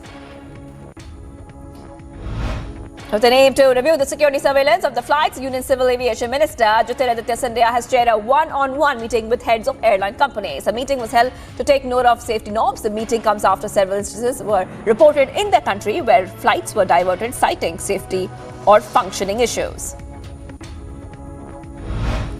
Terror hideout was busted near Jammu-Srinagar highway following a successful joint operation of the Indian Army and Jammu and Kashmir Police. According to the sources of Republican Media Network, the operation was carried out in the Banihal area of Ramban, which results in the recovery of cache of arms and ammunition from the terrorists. In another setback for the Uddhav Thackeray-led faction, 14 Shiv Sena MPs are in touch with Maharashtra CM Eknath Shinde. The parliamentarians joined Shinde's meeting at a Mumbai hotel virtually after voting in the presidential polls. Supreme Court UP police to not take any action against Alt News co-founder Mohammed Zubair and 5 first information reports registered against him in the state till July 20th. In a big development, Maharashtra CM Eknath Shinde dismissed Shiv Sena President and ex-CM Uddhav Thackeray's executive committee in a meeting held in Trident Hotel. Sources have revealed that Shinde has appointed a new national executive committee for Shiv Sena and has elected senior party MLA Deepak Kesarkar as a chief spokesperson. Union Minister J. Kishan Reddy met Union Home Minister Amit Shah and apprised him of the Godavari floods that have caused damage to lives and livelihoods in the states of Telangana and Andhra Pradesh. Orange alert has been issued for the districts Gadchiroli and Gondia by the Regional Met Centre in Mumbai by predicting a thunderstorm and lightning with heavy to very heavy rain at isolated places. Customers will pay more as the Goods and Services Tax Council's new reforms led by Union Minister Nirmala Sitharaman comes into effect for household goods, banking services, hospitals and hotels. Members of the Congress carried out a protest against the imposition of GST on essential products in Jammu. Parties such as the CPIM at the Rajya Sabha made the issue of 5% GST on essential products a specific subject of their discussions as the monsoon session has commenced in the House. The big development amid the ongoing debate over a cryptocurrency ban, the Finance Ministry in a written response to a question in the Lok Sabha said the RBI is of the view that cryptocurrencies must be prohibited in the country. Welcoming the recommendation of the RBI, the Secretary General of the Confederation of All India Traders, Praveen Khandelwal, has said that this move is a direction of securing Indian economy as the introduction of crypto could have destabilization effect on the economy. Health Minister Veena George has confirmed one more case of monkeypox in the state. She further added that 31-year-old man from Kannur is currently undergoing treatment at the Pariyaram Medical College and the patient's health condition is reported to be satisfactory.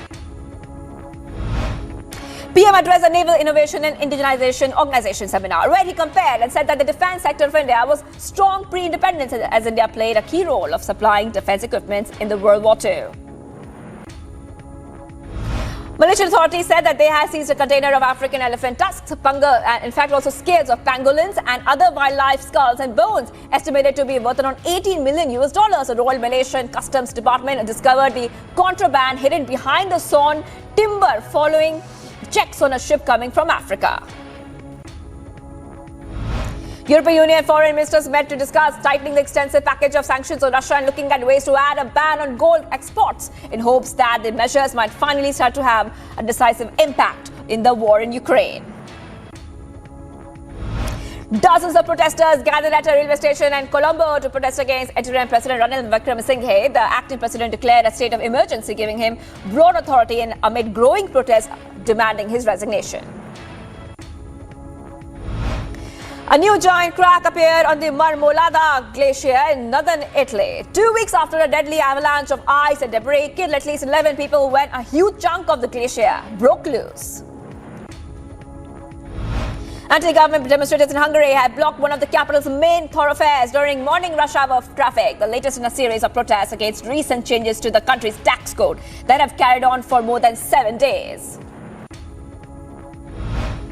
The 12th Petersburg Climate Change Conference has begun in Berlin, with German Foreign Minister highlighting the importance of staying focused on climate issues. Speaking to media before the conference, the Foreign Minister called for a global resolve to tackle climate change problems.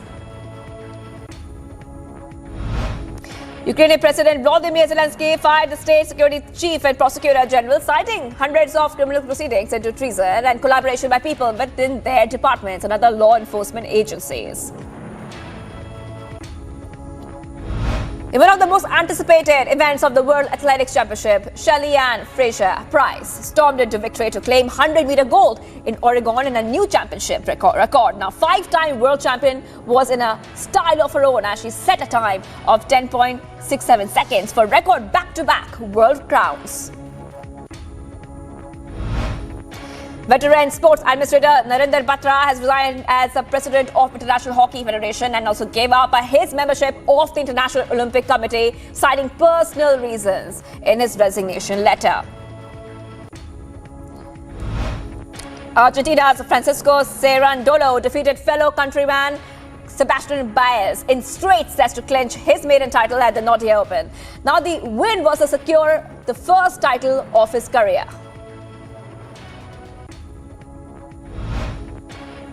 India's narrow series triumph over England saw Rohit Sharma's side consolidate third place, just ahead of Pakistan in the men's ODI team rankings. A maiden ODI century of Rishabh Pant powered India to clinch a 2-1 series victory over England, and in the process secured they held on to their third position behind New Zealand on the current rankings.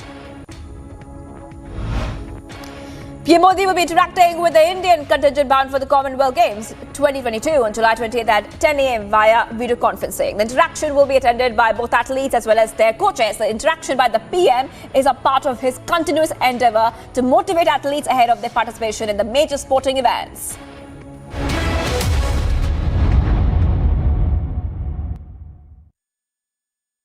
In the global employability rankings by Times Higher Education UK, only the following 6 institutions from India are ranked amongst the top 230 in the world for having the most employable graduates. IIT Delhi, IISc Bangalore, IIT Bombay, IIM Ahmedabad, IIT Kharagpur and Amity University.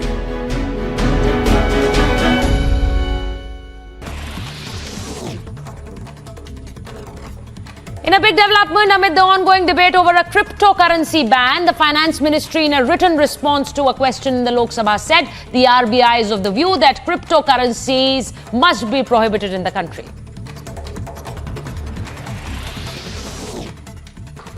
A bomb scare was reported at a school owned by Karnataka Congress President D.K. Shiv Kumar. The police says the threat letter was sent via email, following which security was beefed up and about 1,500 students were evacuated to another school premises. However, no bomb has been recovered so far.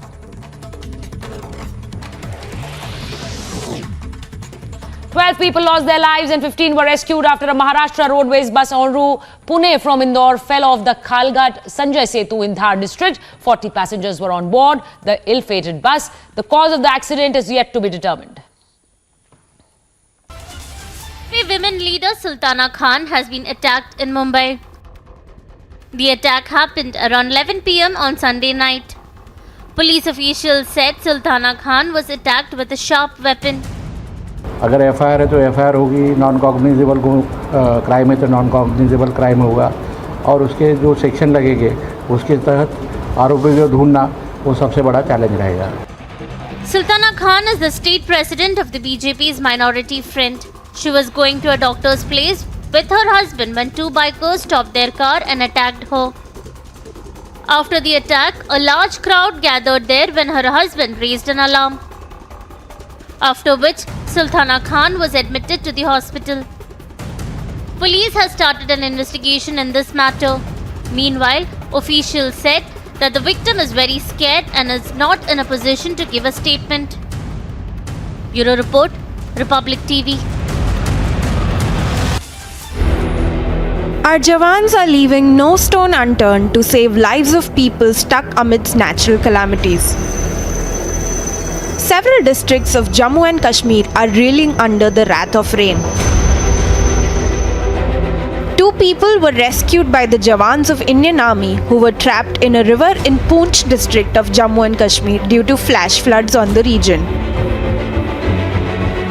मैंने अपनी unit में बताया सभी को, हमारी QRT quick action team होती है जो, तो वो यहाँ पे मुआयना करने के लिए तुरंत पहुँची, तो हमें देखा कि एक बड़े से पत्थर पे बीचों बीच वहाँ पे दो लोग फंसे हुए थे, उनको चिपक के बैठे हुए थे. तो फिर हमने अपनी रोप और अपने ट्यूब डाल के और लाइफ जैकेट लगा के वो रेस्क्यू किया और उनको बाहर निकाला. Soon after the incident, the Indian Army deployed its teams for rescue operations. The two victims were transferred to a nearby hospital for immediate medical assistance. In a tragic incident coming into light from Siwan district of Bihar, an accused was beaten to death in police custody. The accused, Balmiki Yadav, was taken into custody on 12th of July for consuming alcohol. Remember, consumption and possession of liquor is banned in the state of Bihar. Yadav's family now alleges custodial death after his health deteriorated last night post-police treatment. Viewers, we're getting some more breaking news right now. Republic has accessed, I repeat, Republic has accessed a suicide note of the Kallakurichi student, where the student says her chemistry teacher had pressurized her too much and also complained to her math teacher that she was not studying well enough. That's the big news we're getting right now, that the suicide note has been accessed right now in this case. Remember, this is a case pertaining to the story where there were protests in connection with the Kallakurichi alleged suicide case in Tamil Nadu, where a 17-year-old class 12 student studying in a private school there was found dead in a hostel premises. I want to go across to Pragadesh, who's joining me. Pragadesh, take us to the details of the suicide note. It, in fact, is quite disturbing, where she's saying the chemistry has too many equations, and the math teacher and the chemistry teacher say that I do not study. Yes. So what happened was, in the suicide note particularly, she has mentioned two teachers, the chemistry teacher and the math teacher. And she says they had constantly spread rumors about her. And they went around the school informing the other staff that she was not a good student. She was performing very poorly, and she was exceptionally weak in math and chemistry.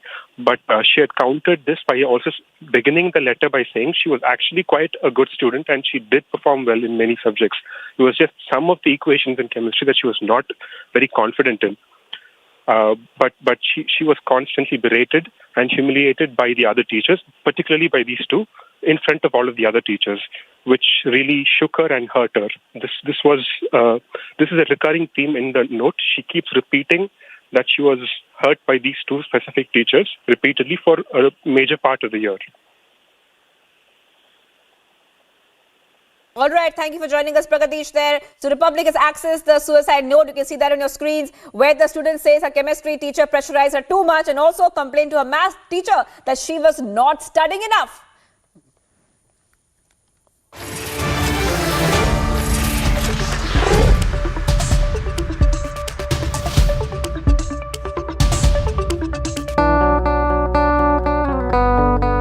My app ಒಂದು app launch ಆಗಿದೆ. ಇದು ಒಂದು auto ಡ್ರೈವರ್ಸ್ಗೆಲ್ಲ ತುಂಬ ಹೊಸ ಅನುಭವ.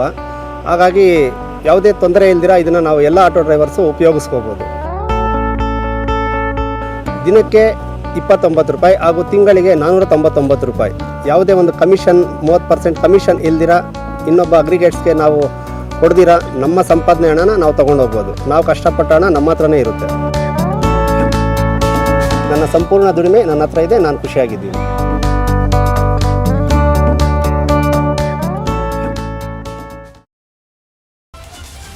Women leader Sultana Khan has been attacked in Mumbai. The attack happened around 11 p.m. on Sunday night. Police officials said Sultana Khan was attacked with a sharp weapon.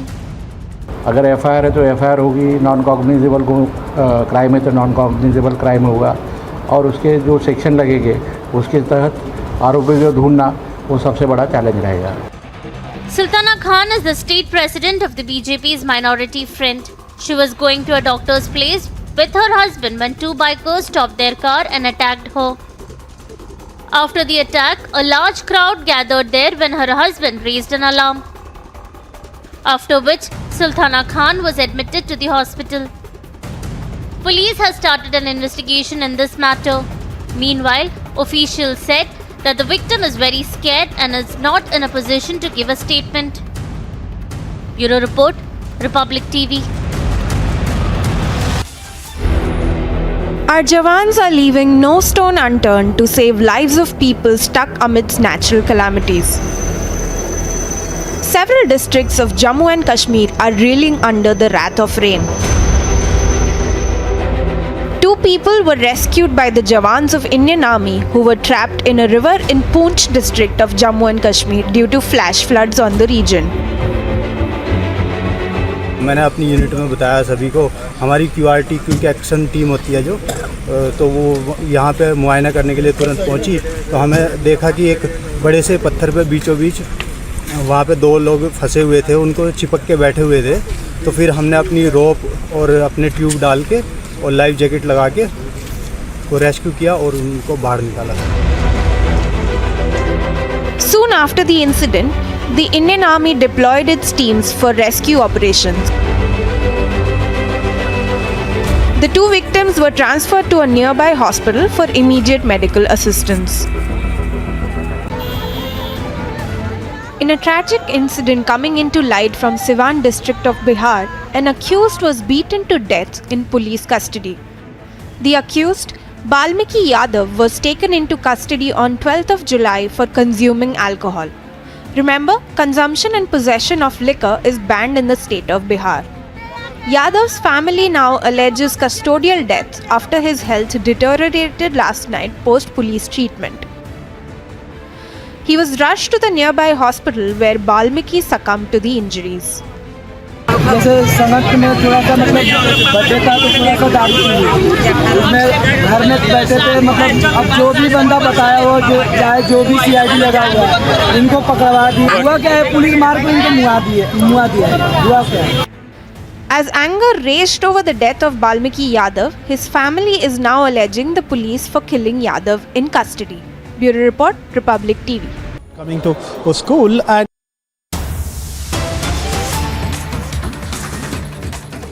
Getting some fresh updates on Republic TV, DGCA tightens aircraft safety certification norms in the light of recent spade in mid-air scares. The DGCA inquiry has found flouting of safety norms. The inquiry also has suggested that certifying staff was overloaded with work with short attention span between two aircraft inspections.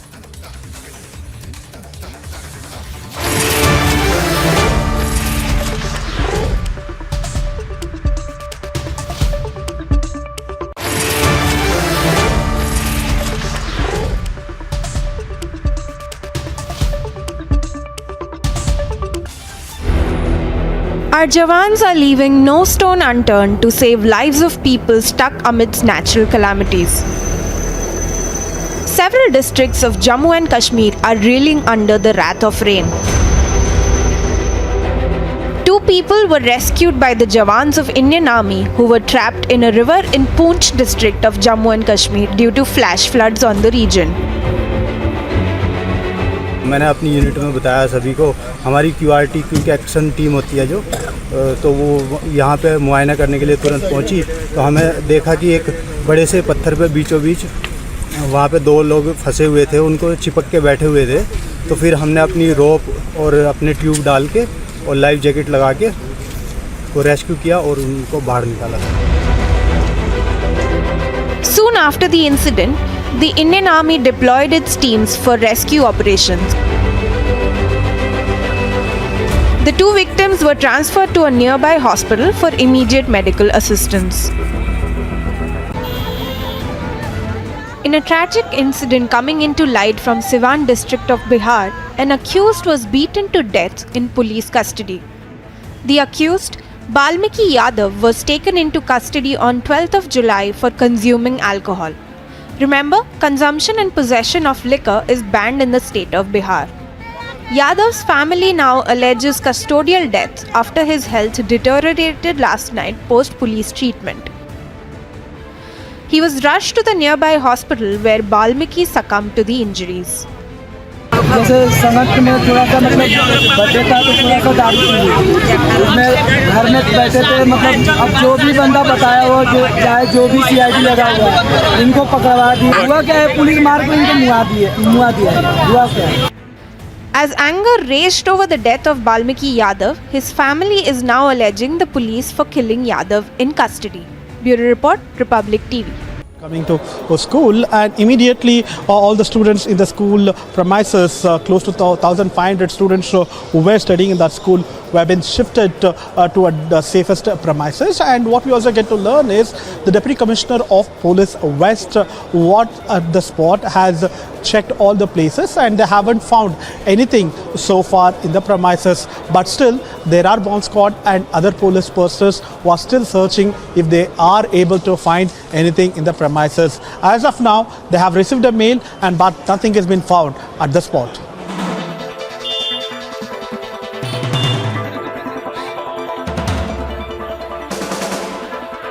Officers, they have cooperated.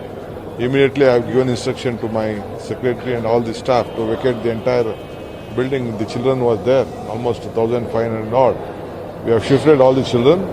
Now the inspection is going on. Minutes after Dhankar filed his nomination, the Congress rushed to politicize the fight for the Vice President's office. Congress MP Jairam Ramesh tweeted a picture targeting Dhankar with the caption, "Candidate kaun hai?" which translates to "Who really is the candidate?"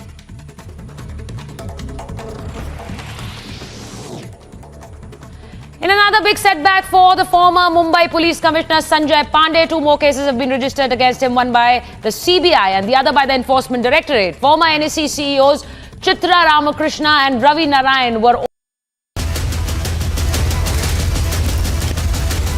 Burning Question, powered by Century Ply, GeoMart and Sharda University.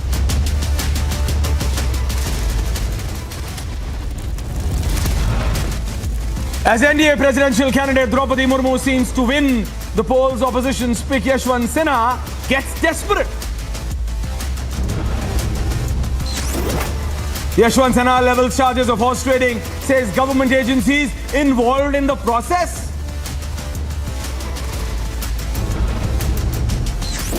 Yashwant Sena goes on to raise save democracy rhetoric, urging lawmakers to vote for him. Several MPs and MLAs of the NCP, Congress and the TMC cross-vote across party lines, leave opposition stunned.